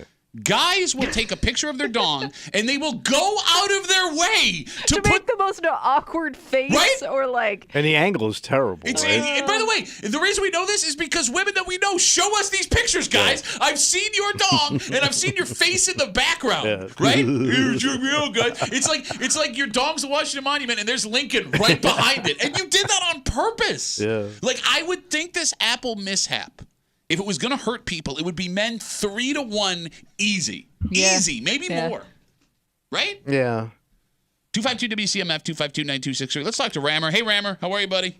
Good morning. So I don't understand why our country is so stupid. Alan's got a point. It's like if you were dumb enough to make anything electronic, then you deserve to have it kicked back at you because you should have known better. I mean, we had Polaroids. That was it. And I taught my kids, if you don't want somebody else to know about it, don't type it on a keyboard, don't type it on a phone, don't send it anywhere to anybody for any reason at all. Number one. Number two, why are guys taking pictures of their dogs? Nobody wants to see your dog, not even your girlfriend. I'm trying to think, like, if cell phones were a thing in let's say they were invented in 1965. Okay. Right? Due to the Kennedy Act. Sure. I say before the end of this century, we have penis pics, and we want to send them to the moon. Not because it's large, because it is hard. But do you imagine the drunken debauchery that my generation and the generation before, it would be out of control. I mean, like for us to sit You'd be there sending morally and nudes go, while drunk driving. yes, with your kids in the back seat. I mean, Robert, look, that are not in car seats. To prove Tommy's point, if we had them back then, we might actually know what trout mouth actually looked like. Robert, thanks for the call, buddy. I love these guys because they didn't have the technology back then. Well, my generation, We couldn't. You had to trace your penis. No, but like to your point, we know what multiple rock stars' penises look like because multiple rock stars allowed a groupie to do plaster molds of their penises, right? Like we know exactly what Jimi Hendrix's dong looks like because he's like, yeah, sure. Right. And you're gonna sit here and tell me, no, we wouldn't say that stuff. No. Jim Morrison, put your pants on. Also, to your point earlier about guys suffering more with these pictures being released, like if this happened to like one of my girlfriends and for whatever reason like that picture got brought back up again and like we would like console her, we'd feel sorry for her. How good she looked back then. We would try to make things better for her, whereas if that happened to a buddy of yours and you got a hold of that picture and that mirror selfie, you would never let him forget it. Oh no. Like, you would traumatize that person forever. Okay, but I think there's a difference. Because, look, you're not wrong in what you just said. However, I think guys would get over it quicker. Oh, yeah. We'd have the picture and we'd bust balls about it, but it wouldn't be like a But that picture would live on. You're right, but I don't think it would be a chastising. It wouldn't be an emotional event compared to a woman. I think that there are even, I don't even say that. I think that there are even women who have friends, Kimmy, who would judge that woman, even if they had done it themselves. Oh, no, I'm not saying you wouldn't be judged, but it's not going to be thrown in your face. Okay. Like I'm not saying people wouldn't talk behind your back because I'm sure that would happen, but I would think that like it's not going to get put on like a group chat. I'm like, somebody, your buddy's not gonna like blow it up on a poster and put it up somewhere. Small. Bro, think of how many my dad pointing to things, like just like Photoshops we could do. You'd crop his face and put it everywhere you possibly could. No, you're right. But I wouldn't judge a buddy if he sent a consensual penis pic. Where I think women, just an idiot. Yeah, I would think women are more likely to be judged for it, even by men. Like I mean, this letter that Alan writes us, it's complete like, oh, hello, that's what you get. You ladies are being stupid out there sending bodies to people. How dare you enjoy what you have in the sanctity of man? And I think here's the difference between females sending those pictures and men. Guys just sent them. Girls got talked into it. Ooh. Come on, send me a picture. Just send me one picture. I'm never going to show it to anybody. Just want something, man, that I can look at when you're not around. Okay. Where guys just go, here you go, honey. All right. You're welcome. I'd like to amend your statement. Right. No woman has ever sent an unwanted nude, right? Not that they had to be talked into it, but they knew it was they wanted it, who the person wanted it. Whereas you're right, guys will just fire those things off to any person that has a vagina or penis if you're in. And that's a big difference. No, you're right. You're absolutely right. 252 WCMF 252-9260. We will take one more call. Let's talk to Chris. Chris, you got the last word on CMF, buddy. What's up? Man, they've been sending in dong pics forever. I mean, back in the day, men used to make pottery and statues with big old dongs in them. You look at those temples in India. Yeah. They got like whole orgy signs. And the guy that wrote this letter, I guarantee you, is a closeted Republican that gets dong stuff on the side. He's so repressed. Dong stuff on the side. Dong stuff on the side is my favorite. He's a closeted Republican. Don't check that phone. It's full of bone. Chris, thanks for the call, buddy. Have a good rest of the day. They've been sending dog pics since the beginning of time. Look at India, man. It's full. You can't even sit anywhere without all that pottery. Getting poked. Nude pottery. Like, is that look at that Taj Mahal, man. Is that how guys did it back in the day? They made you a vase with their penis on it and sent it to you across town? There was a lot of nudity. I mean, all that old stuff. A lot of naked people. Well, but it seemed like they were more comfortable with the human body. Right. Well, that's all you had for entertainment back then. They had like chariot races and stuff. Yeah, half of those guys, I think, were half naked. Calm down. Even them old Olympics, man, they was naked. We're about to have a massive argument in this room. Well, no, I don't think so. Come on. Over 5 cents.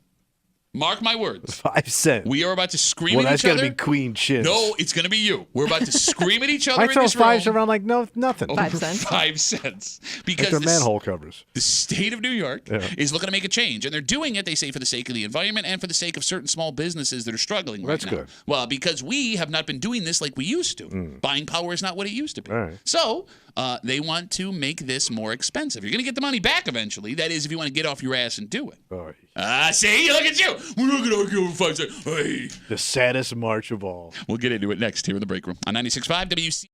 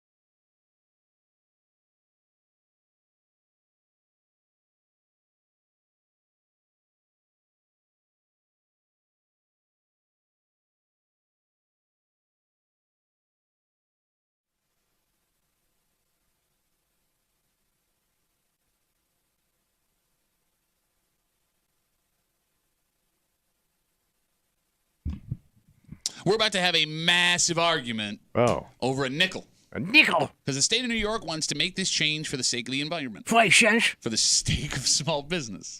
And they say it'll get a lot more people motivated to get off their ass to get this money back. That's a powerful nickel. That's right. But it's going to cost you more up front. And over time, if you do not go and return these, it's going to cost you more than you think. Right. You're hanging out in the break room. Rochester's Classic Rock 96.5. WCMF will jump right into it. The state of New York wants to make your empty can worth more. Oh. Efforts are underway right now to increase deposits on bottles and cans from 5 cents to 10 cents. 10 cents. Fun fact, it's been 5 cents since 1983. And back then, 5 cents meant something to people. Oh, yeah. But the state says it's seeing fewer and fewer people returning bottles and cans because, frankly, the nickel doesn't matter anymore. And it's a pain in the ass. And the state wants those cans back. So not only would this increase the can deposit to 10 cents on the cans that we already have the deposit on, it would also make more bottles deposited. For example, containers of juice, coffee, tea, and cider would also be included. Right. So you guys cool with the 10-cent deposit change? I do not I know you're asking the wrong person. do the deposit thing. I know you don't. So that means this is actually going to cost you... Right, it's going to cost me more money. Yeah, oh. I said I'm not giving it... And by the way, I'm sending them into the landfill. You're getting your can back. Why am I getting whacked? I'm not even asking for money. I should pay less. What the hell are you talking about? I don't send them back. Yeah. Right? I send them back to the recycling. I'm not looking for any money you to don't send begin them back with. to the recycling. You send them to a landfill. You just said it. Yeah. No, they go in the recycling bin. Okay, so that's not a landfill. It goes to recycling. Can you recycle those? I know this is... Yeah, I send them. They can do what the hell they want with them. None of my goddamn business. What the hell are you talking? I don't know. I understand what you're saying. I just don't think you understand what you're saying. I recycle. Okay. The can. I don't believe you. I feel like you said landfill and we both made a face and you were like, actually, I put it in the blue bin. No, the green one. Or the blue one. Not really sure. Kimmy? Yeah. Are you cool with 10-cent deposits? I don't really care. I I don't How go is this through a gonna lot of help? cans. You know when this really would have affected me and people I know is when like they were like younger, like you threw a party or something and you relied on that money to pay for stuff. Yeah. Like that was really the only time in my life I really like was like counting cans as they came in. Look, I'm But with if you. I'm getting this would make bottle return day a hell of Yes. a lot more fun at 10 Yes. cents, what you were saying. Yeah, but you're also raising the price, Yes, correct? yes, that's So it. it's a wash. No, that's just it, you idiot. It's not to make people profit. You ask why are they doing this? I'll explain it very simply. You ready? Look me in the face. You look at me? You look at me? Okay. Yeah. 5 cents Right.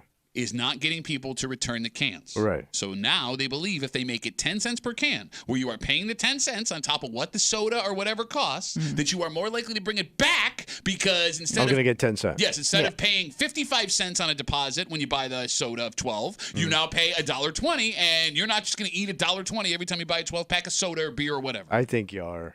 Because if it's not in your regular rotation by now, you're not going to do it. Most- It is. I mean, you got to hold on to all that bag, that leaky ass bag. You're going to put in your car. Okay, I'm going and to schlep. I'm going to tell you something, and you're going to get all sensitive, but it's a fact. Most people return bottles and cans. You just said it was down. You don't have to because you live in a privileged ass East Side community that you don't pay a mortgage on. I see the people at Pittsburgh with the bag. Oh, do you? Into the Do you see goddamn that? shopping Do you see cart that? and Yeah? push it. You walk around, you follow them with the bags in there. See what No, they're and doing with I it? see them Shut got to up. like stick it in that machine. Why you lie? They don't even have bottle returns at Pittsburgh. Joke's on you. Yeah, Yes. they have. Yeah, there's a guy there who collects them. Oh, is there? We call him the bottle butler. Well, is that because your I can. your bottles of Chateau LeBlanc 68 won't fit in the machine? I mean, look, they're right. If they charge 10 cents, they're right. They're going to get do more you bottles. do it? back. Because your kids got to go through a ton of that. So we do, but we wait like once a year. And Oh when my we- god, that's the You bring them worst, in mass man. amounts. I'm also thinking, you know who's really going to benefit from this? The like people that do this for fundraisers. Yeah, big time. They Big time. do. Well, yeah, like there are like Cub You Scouts or see- sports Yeah, teams. you Oh, ever they see like collect the those cans? collection bins? Or they'll come door to door. You have Yeah. any can in your garage that I can take? You're right. Like those people are Oh, going to yeah. make an effing fortune. But it may also give people pause. You can have some of my cans, but not all of them. Well, I mean, think about it. If you're talking every 10 can is $1 Yeah, now, normally as you're opposed happy to 20, give them away. right? Like, I mean, yeah, maybe that's going to keep people from actually giving stuff to kids that are fundraising or like, I'll tell you who really benefits: homeless guy. Oh, yeah. That yeah, cart you full of cans, he could actually buy himself a house now at $10 a can. And also, there's always that person 10 at work cents. that grabs them. Because at the old station, Gussie on the old show, Mm-hmm. she was the king of cans, and it was my job to drive her to Wegmans once a week so she could cash them in and buy cigarettes. That's actually what they hired him for, and he just kind of sat down on a microphone. Yeah, well, it works either way. Well, But yeah, there's that person at work too that's also can chins. Wait, so you think people that bring like cans home from work are like busted and sad? Bro, that's about as busted. That's as low as a person could go. Yeah. Nobody is lower than that individual who does that. It is shameful to their family and their extended family. Yeah, hold on, let me get my all phone the ready. way back to where they comes from. My worst. My wife will bring home 3 to 4 cans. Well, yeah, a I day. kind of get that. Oh, do you get that? Hold Yeah, on, because I gotta text my wife, she hold on. likes to put the money back into the Yep, community. I hear that. The community. What is that? Goes into our pocket. We spend it on frivolous things. More cans. Oh, I gotta text my wife real quick. Hey, honey, Tommy says you are the most shameful. She's one of the good embarrassing- ones. Oh, what's that mean? One of the good can collectors. Got that? Can. Yeah. Having a stuttering problem all of a sudden? 252 WCMF 252-9263. The state of New York is proposing making your empty can worth more. They want to increase the deposits on soda, beer, all that stuff from 5 to 10 cents. They also want to increase the containers that will have a deposit. Bottles and cans for juice, coffee, tea, and cider, which are currently not deposit bottles, would then become those things. So the good news is they'd be worth more. All the right. bad news is you got to pay that up front. And when it comes to who's for it and who's against it, it's actually split almost down the middle. 46% of New Yorkers say they don't want this change. 42% of New Yorkers say they're for it. And 2% say, I don't know, which always makes me laugh. Undecided. Yeah. What's there not to know? It's an extra nickel either Like way. if either you do it or you don't. It's somebody that's thinking, well, I'll see this play out first, and then I'll make my decision. See how it shakes out. Like this ain't that complicated, right? Like it's not gonna have a massive effect on your life. Like just give me an answer one way or the other. So you don't return your bottles or cans at all? No, we just throw them in the bin and there out they go. Kenny, how long do you on average wait to return your cans and bottles? So we usually we'll fill up like almost two garbage bags full before we decide what to do with them. How long does that take? He's a big boy. Yeah, I mean. And he's a beer boy. Yeah, he drinks Big a lot old of beer. beer boy. I would say like a month. Okay. And what do you get Maybe. back? Like $3? Oh, usually we just we put them. If we put them on like the corner of our street, they're gone in like two minutes. Not Okay. even. Oh, so you don't return them? You just leave them out for No, somebody else will pick them up. Because I would like to do that. That would Yeah. be great. But my wife insists on taking them back. And we have so many cans because we do it like once a year.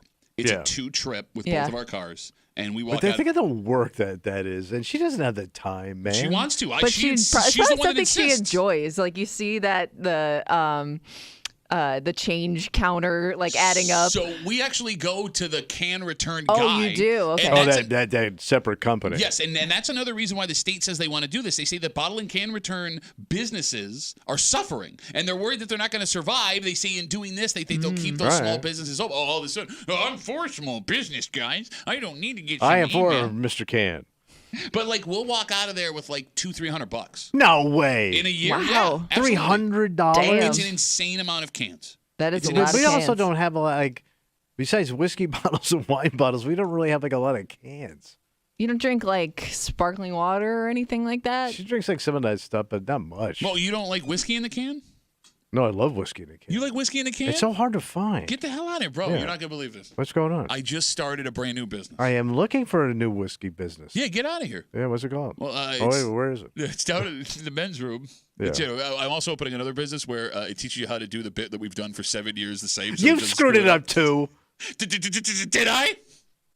But you were asking another question. I'm sorry. So it's located in men's room? Yes, it is. But what's it called? Oh, the bit, it's called Uncle Pat's Whiskey Bend Over. I'm going to put it right in your can. Close your eyes. Whiskey all up in your can. Sauce.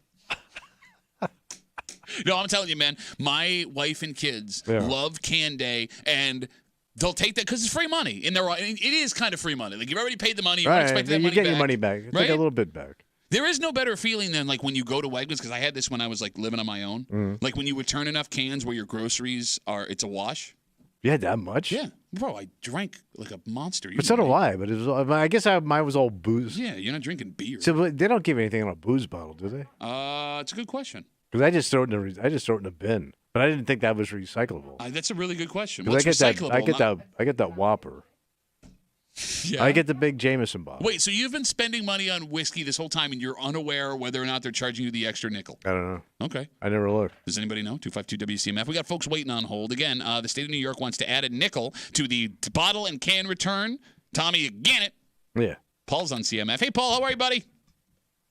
Good. How are you? Good, brother. I was just commenting about Mr. Busy over there. I'm so very busy, Tommy. Yeah, but he thinks that the recyclables that he puts in his for the garbage guys to pick up is going to a landfill.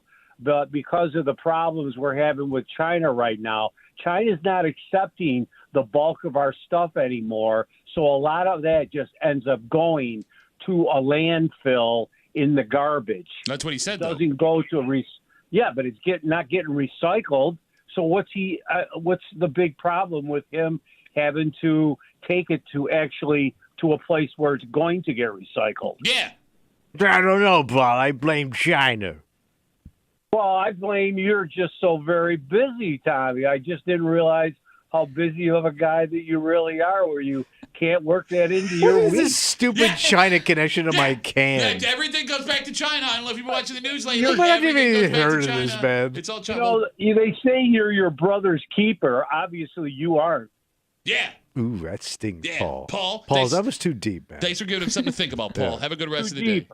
Very busy, Tommy. Very busy. I'm going to call China, find out where my cans are. Wait, you like China in the can? Yes, I love too some late. China. I already closed the business. 252 WCMF 252-9263.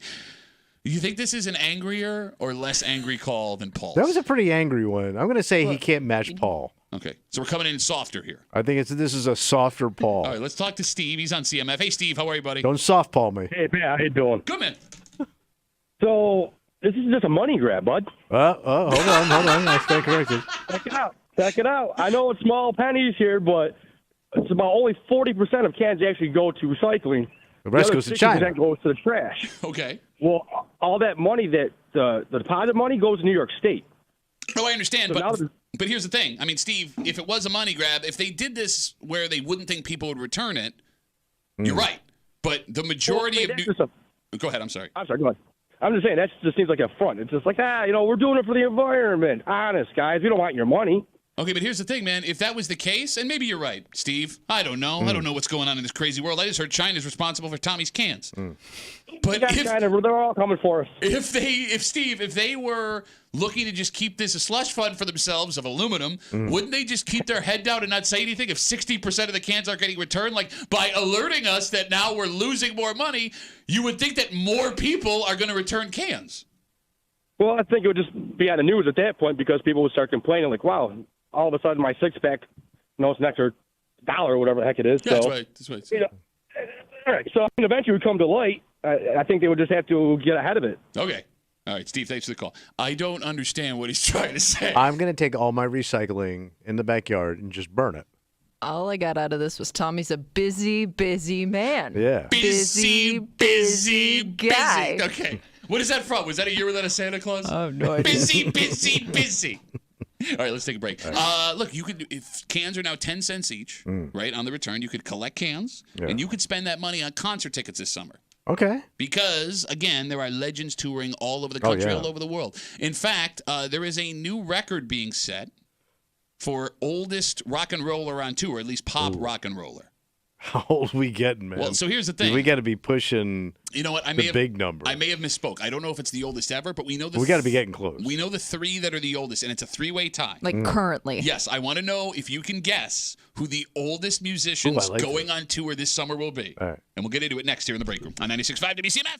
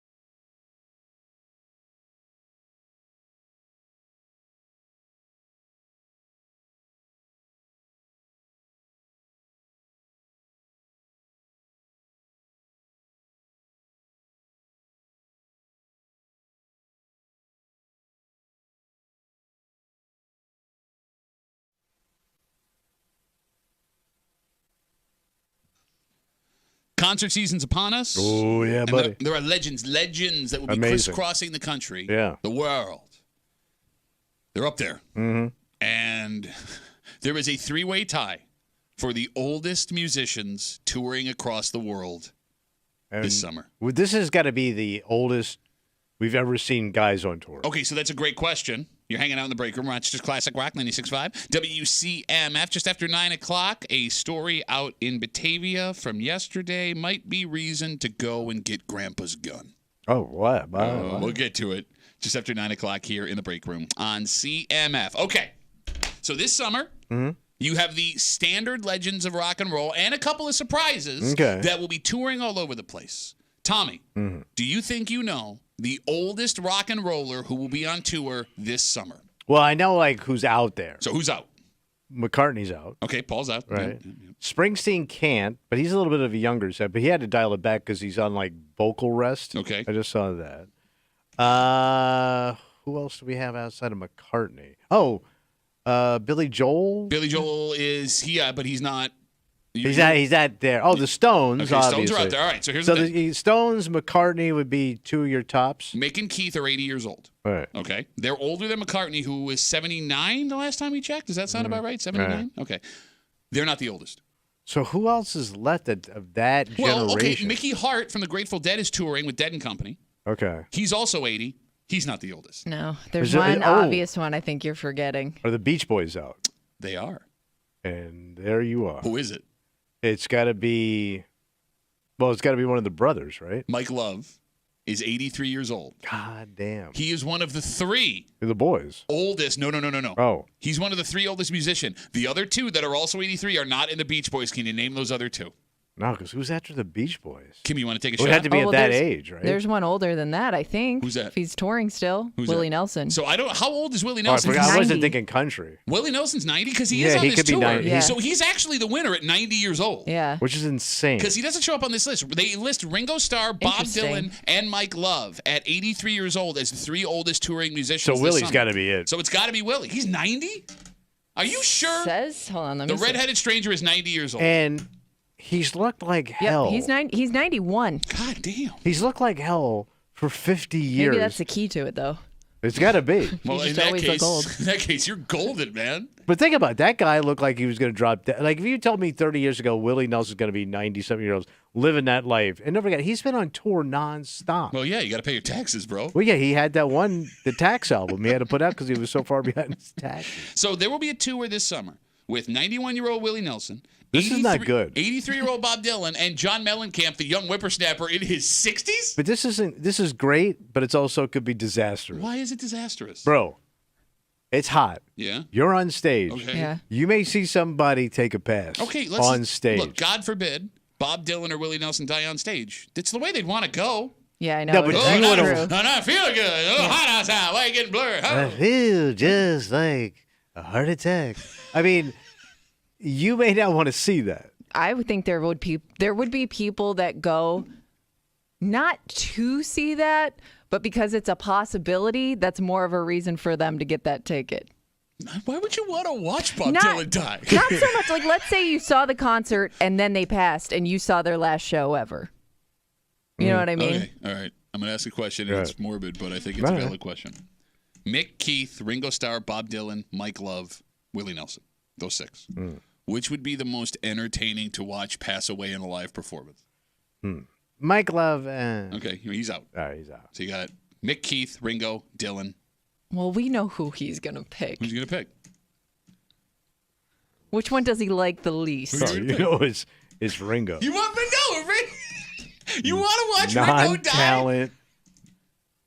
The ultimate gravy trainer. Wait, of you want to gravy talk about trainer. Ultimate Gravy Trainer? Mike You Love weren't is even the- touring. Mike Love has been touring opposite Brian Wilson, who was touring with his own thing. Mike Love is the Ultimate Gravy Yeah, Trainer. but you weren't even the first choice for the drummer of the Beatles, Ready? man. Well, young man wave and I'm going Ringo.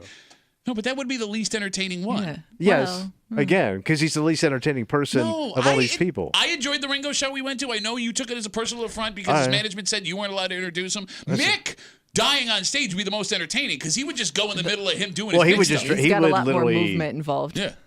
I mean, Keith Richards, everybody go, finally.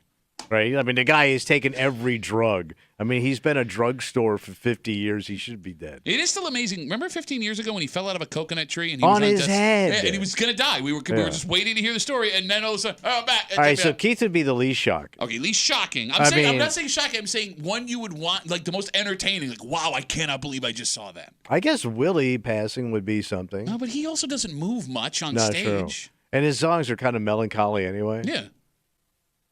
Be very peaceful. Like, yeah. Like folksy. Mick going down during Paint It Black. Like, what do you think it would sound like? I love cheap. I can't breathe. I can't be a king. Take over. You don't tell it, bitch. Craving trainer. Breaker. Like, depending on what song it happened to Start Me Up would be fun. It would change the way you see it. But here's the thing: you couldn't even be sad with these guys. Again, we're talking You about. would still be sad if it's somebody that you liked enough to go see in concert. No, but I mean, what I mean by that is, again, we're talking about the oldest rock stars on tour this summer. The story we have has Ringo Starr, Bob Dylan, and Mike Love, a three-way tie. Mike Love of the Beach Boys at 83 years old. But Kimmy's right. Willie Nelson's going on tour, and he's 91 years old. It would be sad to watch somebody pass away. Absolutely. But, like, terrible. These folks have been so committed to their craft. Mm-hmm. And A lifetime. Yes, I couldn't be sad that someone who got to be a millionaire for 60, 70 and do years. what they love. Exactly. Like, okay, you went the way that's it's almost beautiful. Okay, but which one would sound the funniest? Like, if they died, which one would sound the funniest? A drummer falling over his drum set? Billy Joel's fat head hitting the keyboard? Okay, it's got to be piano player because keyboard. Piano's the only one that would make a noise if you went down. Because he did it during Angry Young Man. Because he's really pounding the keys. Yeah, he gets after it. Right? No, no, it might be funnier during a slower song, like if he's doing Vienna. Slow down. Okay. Right? Right. Like, it's more shocking in that way. But I'm just thinking, like, all the drums falling over. We're terrible people. I know. And the Beach Boys are so happy. Like, it's fun music. Mike Love ain't happy anymore, man. I don't know if you've been following what he's been putting out there. Is he really that pissed? Oh, he's an angry old man is what he is.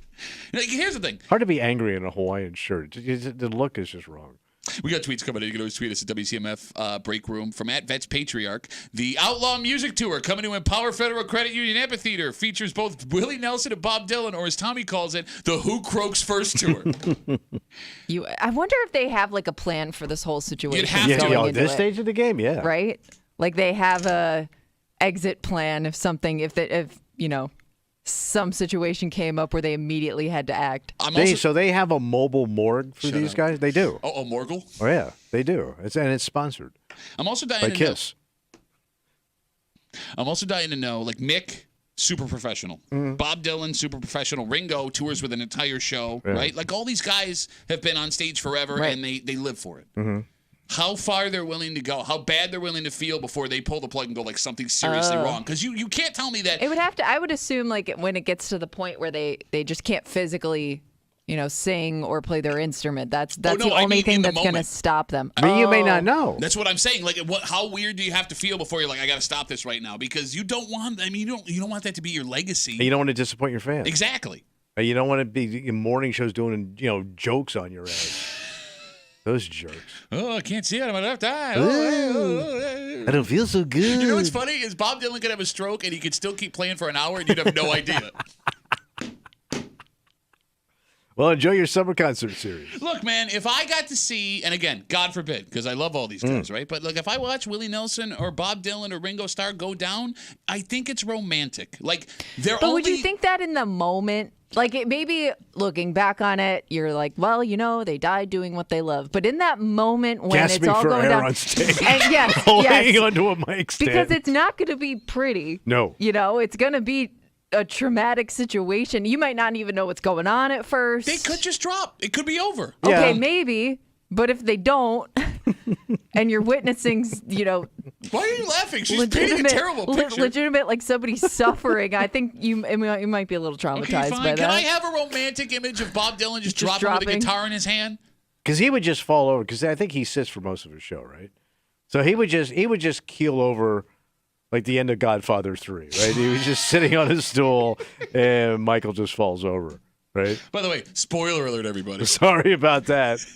But you know what I'm saying? And that's how a folk singer should die, just falling out of a comfortable chair. All right, let's take a break. You know what's funny is we're going to talk about a man in his age and how that may have led to this insanely dangerous incident on Batavia, and he's not even as old as the three guys that are going on tour that we're talking about. But this story, if you have an elderly person in your life, father, mother, grandfather, grandmother, that still has a gun, this might be your warning. Go get it. Go get Granny's gun. Because here's the thing, man. This, based on the details we have, it doesn't seem like this man was doing anything malicious, at least not intentionally. Yeah. He thought... Maybe he didn't know what he was doing. Kimmy, it has to be. He's a little confused. Where he couldn't see? Who knows? Yeah. But this man almost went to jail for the rest of his life. And thank God he's a terrible shot. There was a crime that happened, according to the story, right? That's what's the most confusing about it. But what's even strange is that's what has people defending him, despite the fact that he allegedly shot at this person. And it's about to get insane all up in here. Okay. Next to the break room on 96.5 WCMF.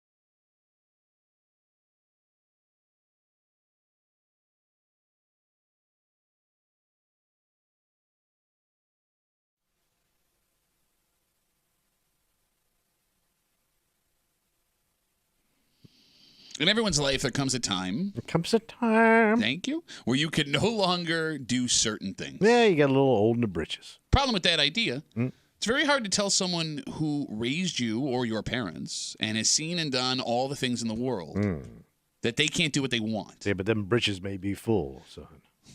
The story coming out of Batavia is proof of that. What happened? Well, this man, who some folks are defending this morning, almost killed a police officer. Wait, what the hell?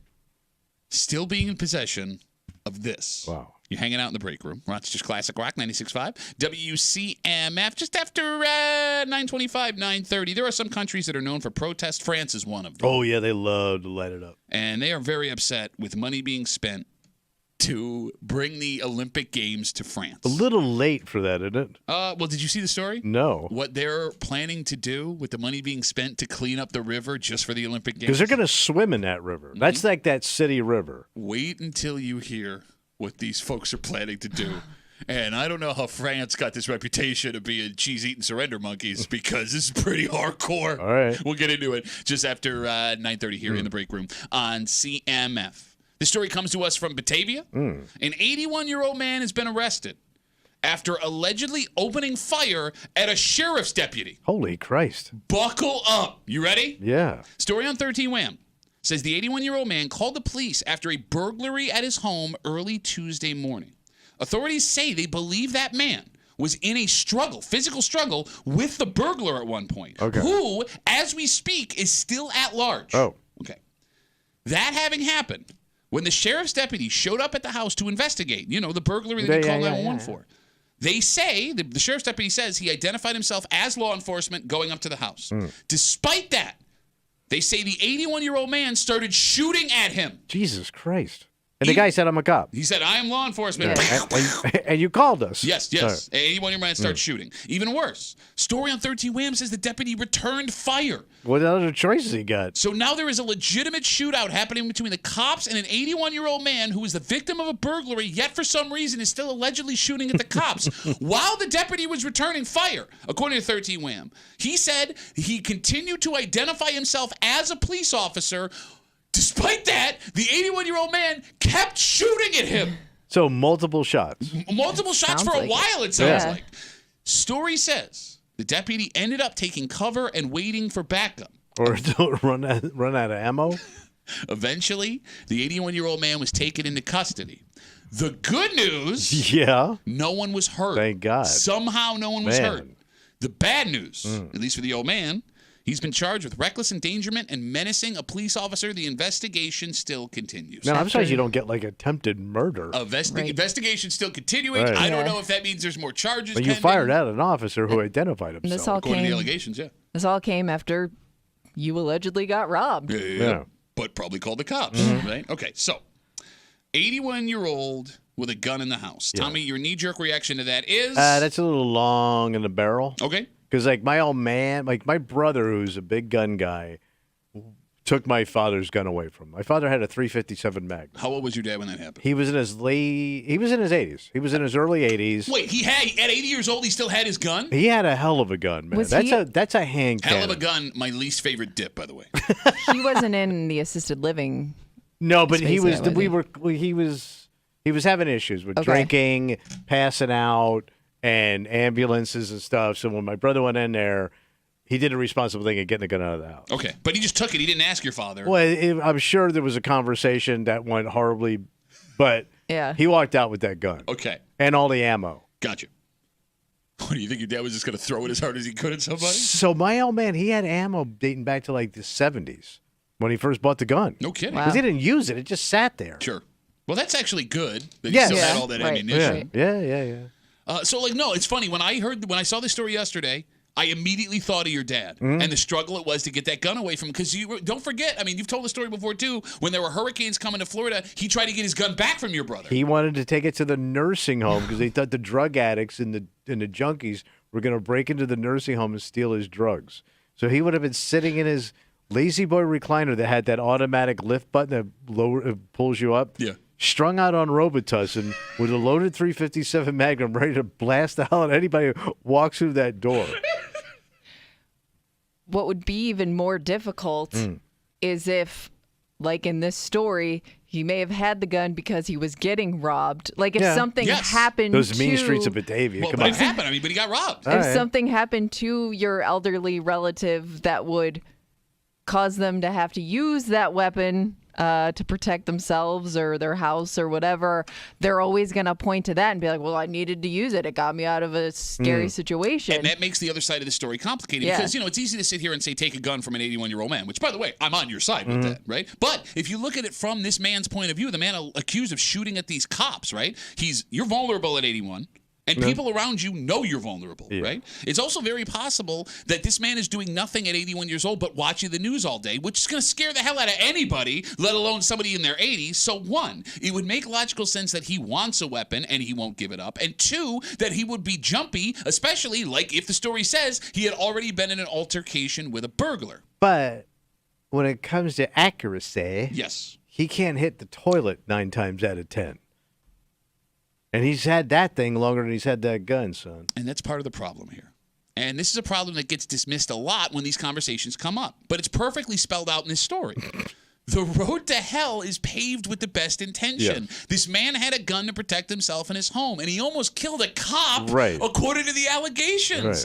It is very fortunate that this morning we get to have a funny discussion about taking Grandpa's gun and not a discussion about what punishment you give an 81-year-old man who accidentally killed a law enforcement officer. How about if that cop ended up killing that old dude? Also, yes. It's a no-win situation. 100%. 100%. Yeah. So does that mean there should be an age cap to which someone should be legally allowed to own a gun? I don't know if it's an age gap, but I just think it's a cap.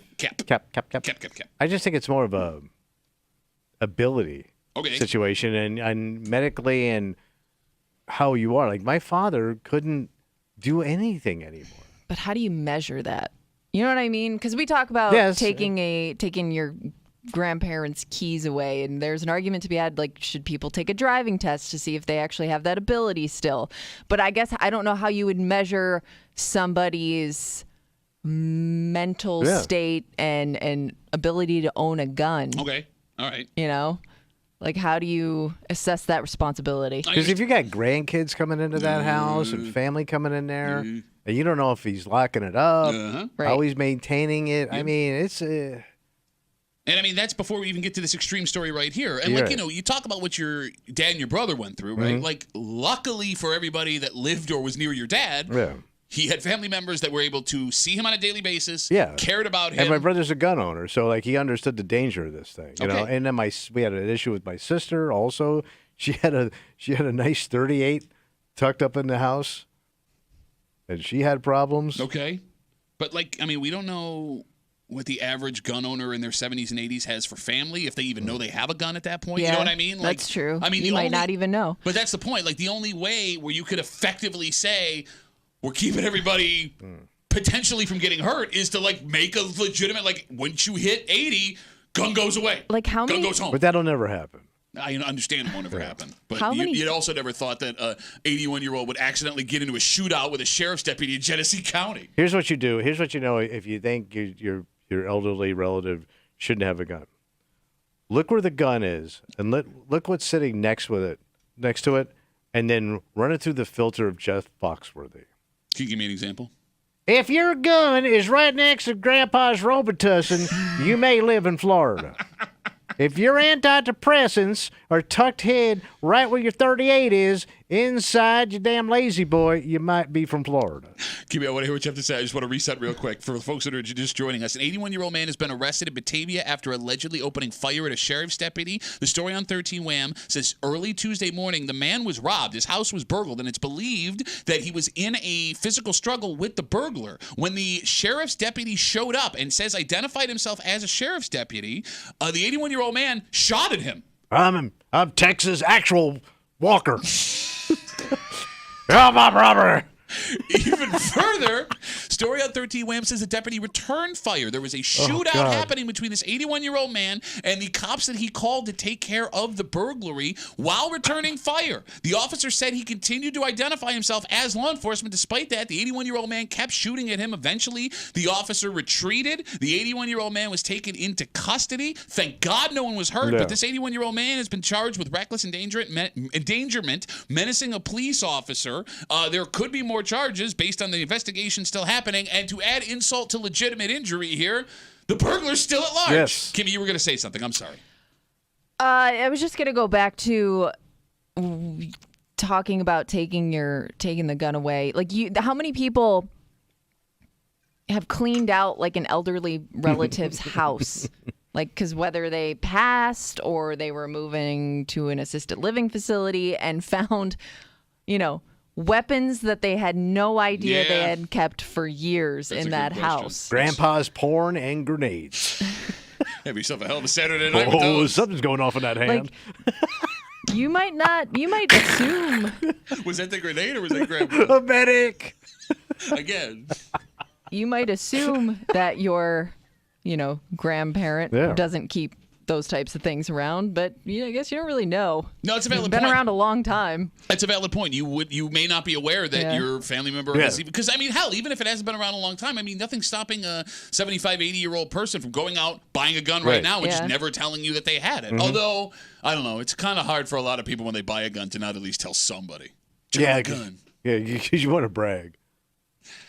How would you like to be the neighbor? Oh, Jesus. Living next to this 81-year-old man. I can't imagine. Because I live in an old neighborhood. Yeah. Because, think about this. He shot at a cop. Yeah, multiple times after the guy identified, I'm a cop. According to the story, yes. So, if he's doing that, what chance do you have as his neighbor, John? Would it be more or less concerning if this behavior was expected from that individual, or if it happened out of nowhere and you didn't see it coming?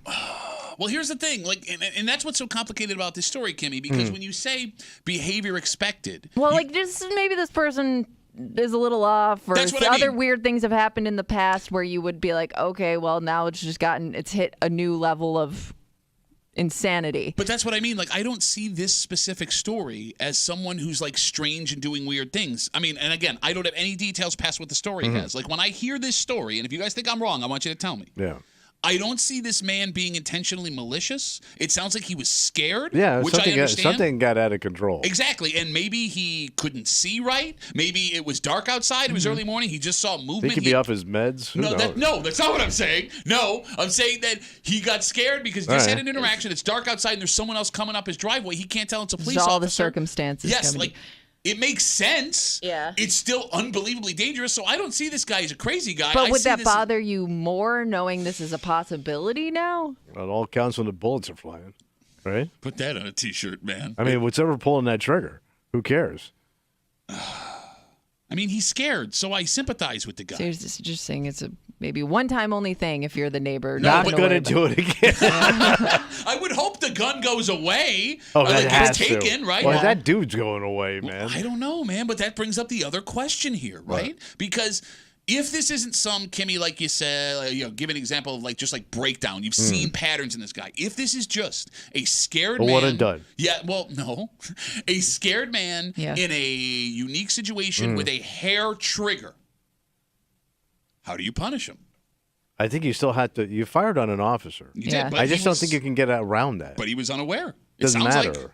Doesn't matter to you? I think whether you didn't know who was there, I just think if there's a cop standing there, okay, and they seem to have all the uniforms and the hey, I'm a cop. Okay, firing outside of your house. But you're also assuming, okay, I get you. I get you. Into the darkness. Yeah. But you're also assuming that, this was, it's Batavia. We don't know where in Batavia it been. It could have been a farmhouse. He could be walking up in the dark. But you weren't under threat. You don't know. No, but you weren't. He identified himself as a cop. Okay, but he's and 80, then you so fired on a cop. Oh, he's Officer Mumbles? No, I'm saying he's 80 years old. He's got stuff all up in his ears. Okay, then that's a medical situation. I'm done listening. No, you've got to lock that guy out. You're going to lock up? Okay, hold on. Back up the truck. Now, I'm not saying you're wrong. I'm not saying you're wrong. You got to protect that officer. Man. However, all right, fine. He's not allowed to go near that officer. No, however, you are a man who every time we bring up somebody elderly in trouble, you go, come on. You gotta lock Well, up. women. You gotta lock up. No, you say it with old guys too. You gotta lock up this old guy. It's gonna cost you more money, tax dollars, blah blah blah. Gonna cost you. Economy, blah blah blah. You want this guy locked up? You got to. Oh, you gotta back the blue, says Tom. I tell you, lock him up. You are such a pandering ass. Lock up the gray. I'm not saying don't lock the guy up. Yeah. I'm saying What do you do with him? There's nuance here. You can't let him back in the neighborhood. Yeah. I mean, He cannot have a weapon. Okay, taking the weapon away is fine. Why can't But you he let can him? get another weapon. Well, I would hope that if you have a conviction on something like this, He can get an illegal weapon if he really wants a weapon. Now you got an 81-year-old man from Batavia going out on the streets and buying a gun from a Bruh. gang member. How many? or a family how many? member could give it to him. Yeah. He could go online and get a weapon, man. He ain't dumb. Okay. Well, He's dangerous. wait. You see him as dangerous? Oh yeah. Yes. Yeah, I mean, I would be Yes. nervous. Let's say it all was a misunderstanding, a mistake. Mm. If something goes into his yard and I go grab it, and now he's feeling threatened because he can't see or doesn't know who's in his yard, is he going to start just firing at will? Yes. It would be kind of funny if, like, when the police officer got there were like 15 soccer balls and baseballs because the kids were just not going anywhere near that. It's yours now. There are certain yards you just let it sit. How would you have to be a delivery guy? Oh, good. That's right. great. You're That's right. what I mean. Like anybody that shows up on his doorstep, Yeah. you'd be afraid for. That stuff's just getting tossed in his yard.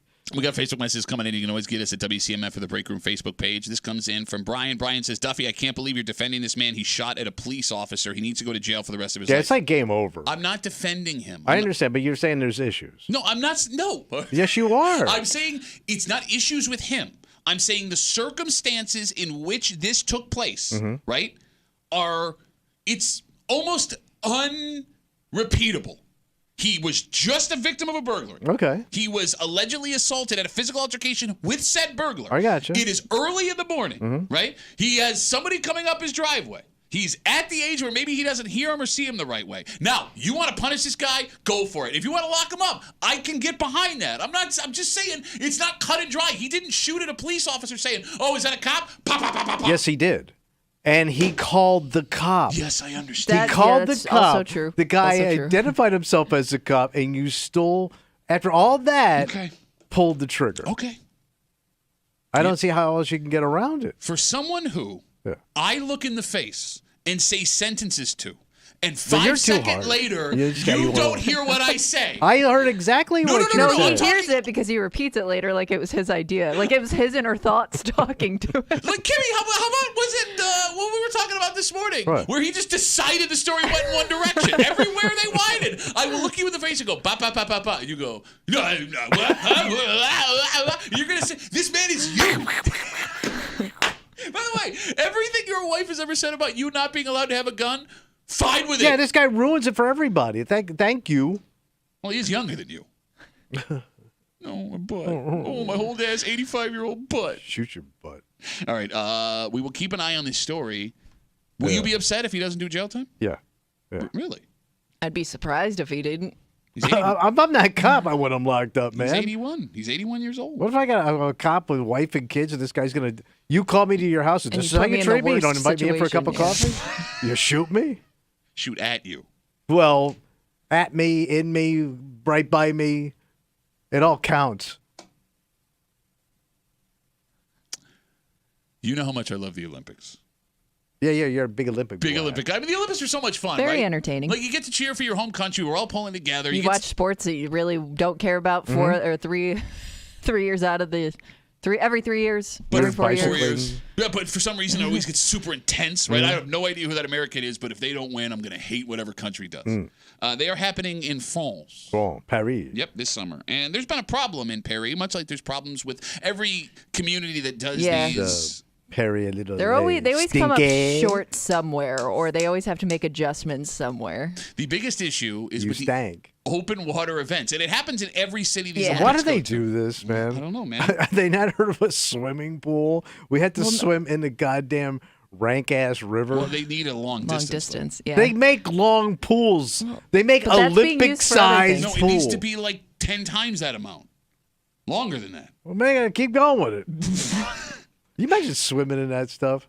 That's So- an ancient ass river. All right, so here's the thing. What? France is taking steps to make sure that it will be safe to swim in. So much so that two very powerful people are going to prove it. Wow. But that's become an issue because they have to spend a lot of money to do it. And folks in France who love to protest are not happy with what they're doing. All right. So to show how unhappy they are, wait till you hear this protest plan coming up in June. And we'll tell you all about it next year in the break room on 96.5 WCMF.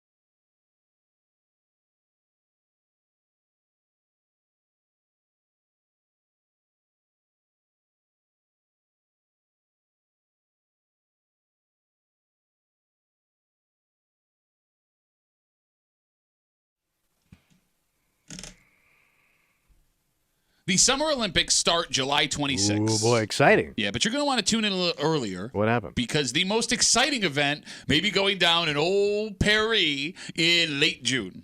Because folks in France are not happy with this cost. And they have an interesting way of showing their unhappiness. What are they going to do? You're hanging out in the break room. Rochester's Classic Rock 96.5 WCMF. So for those unaware, the Summer Olympic Games this summer are going to be in France. Right. Paris. And the backdrop of Paris is going to be beautiful with all the events. One of the things that these cities have to have is open water for events like triathlons and things like that. Those marathons. Yeah. To be held in. The problem with France, just like many other cities, the Seine, am I saying that right? The river? Yeah, the Paris River. Seine? The old Paris River. Super polluted.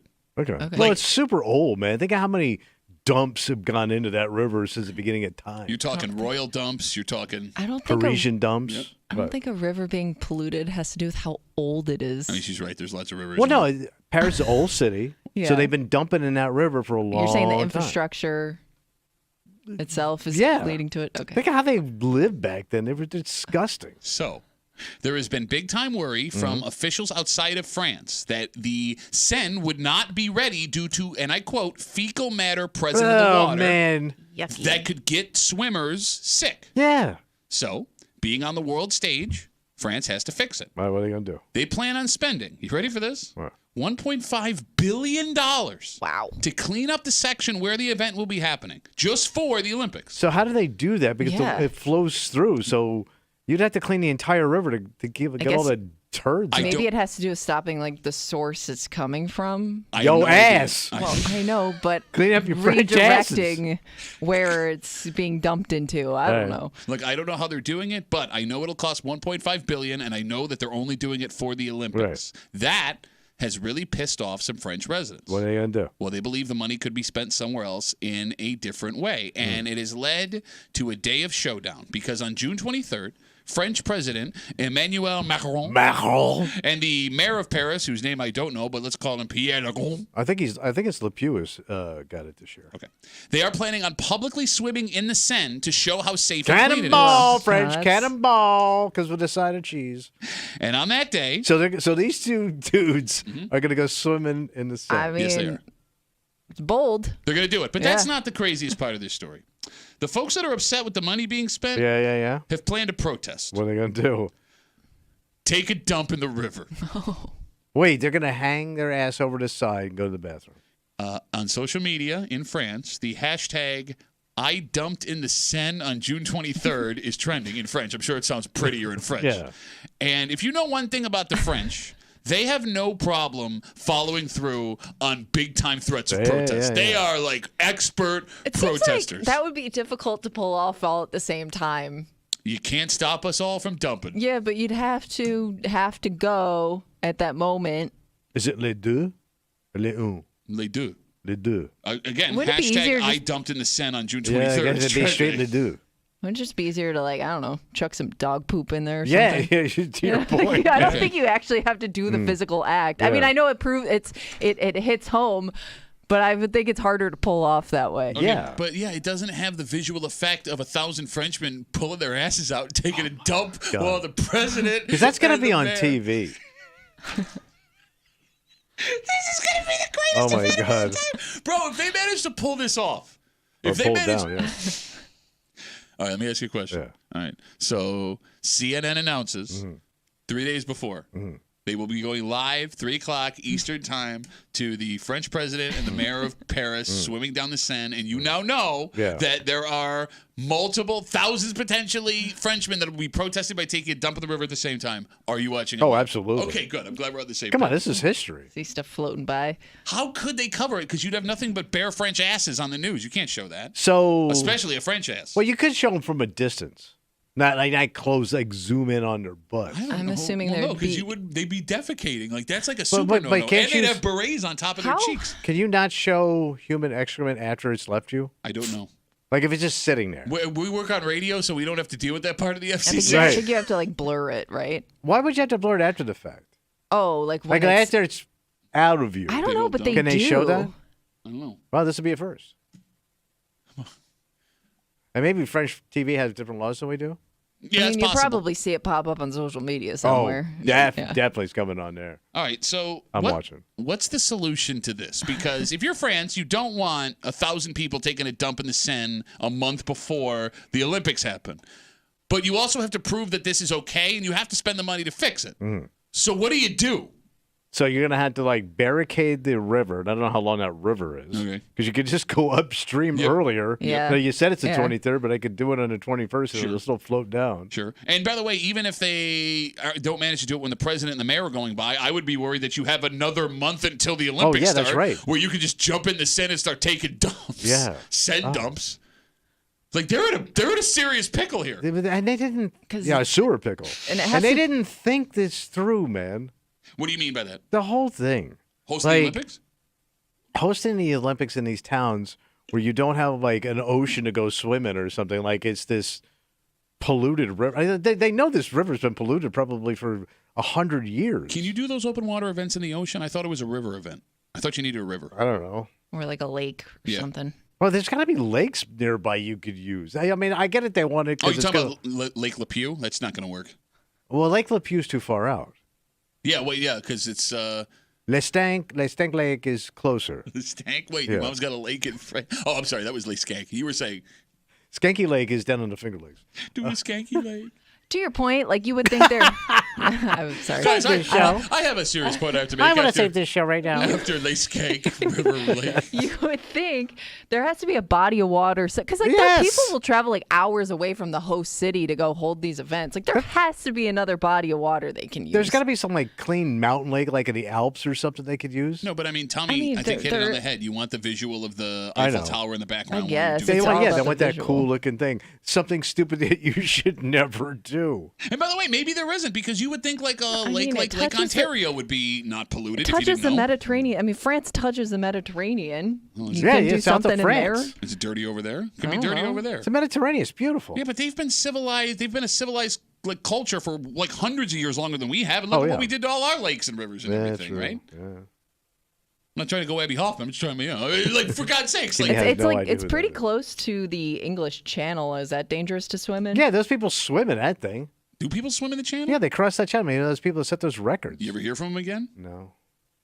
Is the chance? I mean, I am at the point in my life Mm. now where unless it's like the middle of the Amazon, I assume every body of water has horrible things. Yeah, in it. we crap you know them you're up. right. All right, so then what are you going to use then? Like, I mean, if they all have literal crap in them, Surprisingly, very hard to find a lake in France. Yeah, I, that's why you just got to go pool. Like, you just got to go, we're only going to do pool stuff. okay, Kimmy, can you Google what events use open water? Okay. And how far? It's got to be that water that has to be? triathlon, the Ironman, where you like bike, run, and swim. Okay, But so that's that- always done in the ocean. That's one of them, and you also have the Rowing. row. Yeah. Well, you can row in pollution. No, that was a big Why? issue. When what was the last? Brazil. Was it Brazil? Yeah, it was Brazil. Yeah, you can row in pollution. No, because the water kicks up in your face. Hold your mouth. Give them a mask. I mean, if you're not in the water, it doesn't have to be that clean. Do you hear yourself right now? I hear You myself. just went total 180 on me. I thought there was just swimming, like your ass is in the Well, water. no, swimming is one of them. Boating.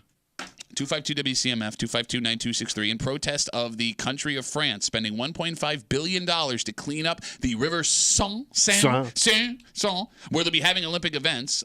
The president, Macron, and the mayor of France, mayor of Paris, excuse me, will be swimming in it to show how clean it is on June 23rd. Protesters plan on lining the river and taking dumps while the president and the mayor are swimming in the river in this international. Because there's going to be a stuff. huge crowd there. I mean, come on, man. It's like the mayor's going to swim. So you're going to have a massive amount of people. I would be afraid it's this stuff they start throwing in the river while they're in the water. Yeah. And like, think about this. You can't build a fence because that's going to look terrible on international Right. television. It has to look cool, man. It has to look like we're open for business. And it's not like you can like send like police officers up and down the river like slapping people with like nightsticks on their bare That's ass a bet, cheeks. yeah. Right? That would be funny, too, though. All right, Kimmy, do we have what events? So it just lists marathon swimming, Okay. which obviously takes place in open water, such as sea, rivers, and lakes. Athletes must complete a 10-kilometer course, Bro, that's which 5 takes miles. You 2 couldn't hours build to a complete. 5-mile pool. So they got to clean up 5 miles of river? Or 5 miles of something, wherever they're swimming. Probably more than that because you got to, like, block the poo. from getting into the water. So wait a minute. It's a flowing river. How do you stop that? That's about 5 miles, right? Or am I going the opposite way? No way. No. Damn it. How come math always comes Well, because it's up? metric, man. No, that's what I mean, but there's no super way. Is it 5 miles? It's about 6.2 miles. Okay, close enough. Yeah. So, yeah, man, you couldn't build a 6.2-mile pool, You could. idiot. We built a canal here. Bro, you're going to build a 6.2-mile pool. That would be like from here to your house Yeah, in how Pittsburgh. cool would that be? Shut up, I you would go to idiot. Paris just to see the big-ass pool. Full of dumps? Yes. We come back, we wrap it up, we tell you what we're doing tomorrow next here at the break room on CMF.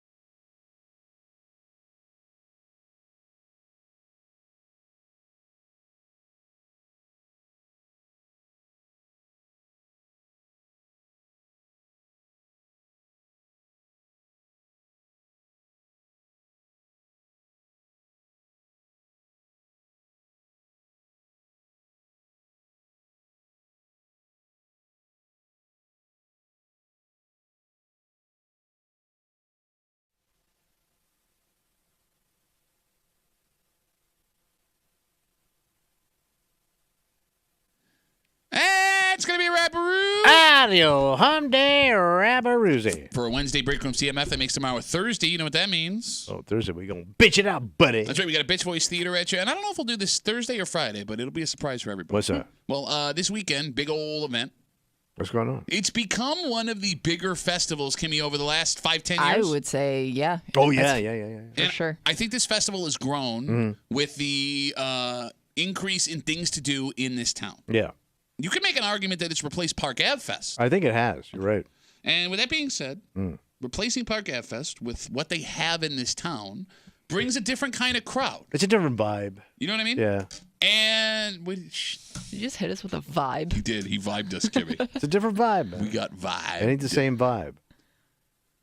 Is this town, village, ready for the wild nights and days that could be coming with what they've established in their community? Oh. Because there's money coming. Yeah, but I mean, I don't see how that could develop. Porch parties. Yeah, but those people are old, man. Yeah, they're old. And they're not and they rental porch parties. These are like money porch parties. I'm going to say this. All the kids that used to rent down on Park Ave between the ages of 22 and 26 now can't afford to. And they're living with mom and dad. Oh. All right. Under parental supervision, you can have your porch party. Yeah, no, I mean, because you think of someone like Kimmy's dad who would definitely be supervising. Have his own bar set up on that thing. Have a shaker out. Who wants shots? Free shots. Free shot, I just want Dad. attention. We'll get to that All right. and a whole bunch tomorrow here in the break room on CMF. For Kimmy, whose dad's got free shots. Free shot daddy. That's how she got a husband. Oh, free shots forever, okay. For Tommy Mulay, who is looking forward to watching live dumps of the Sen on CNN. I can't wait, man. Bring it on, France. See what your ass got. My name's Pat Duffy. We'll see you tomorrow morning in the break room, 6 a.m. on 96.5 WCMF.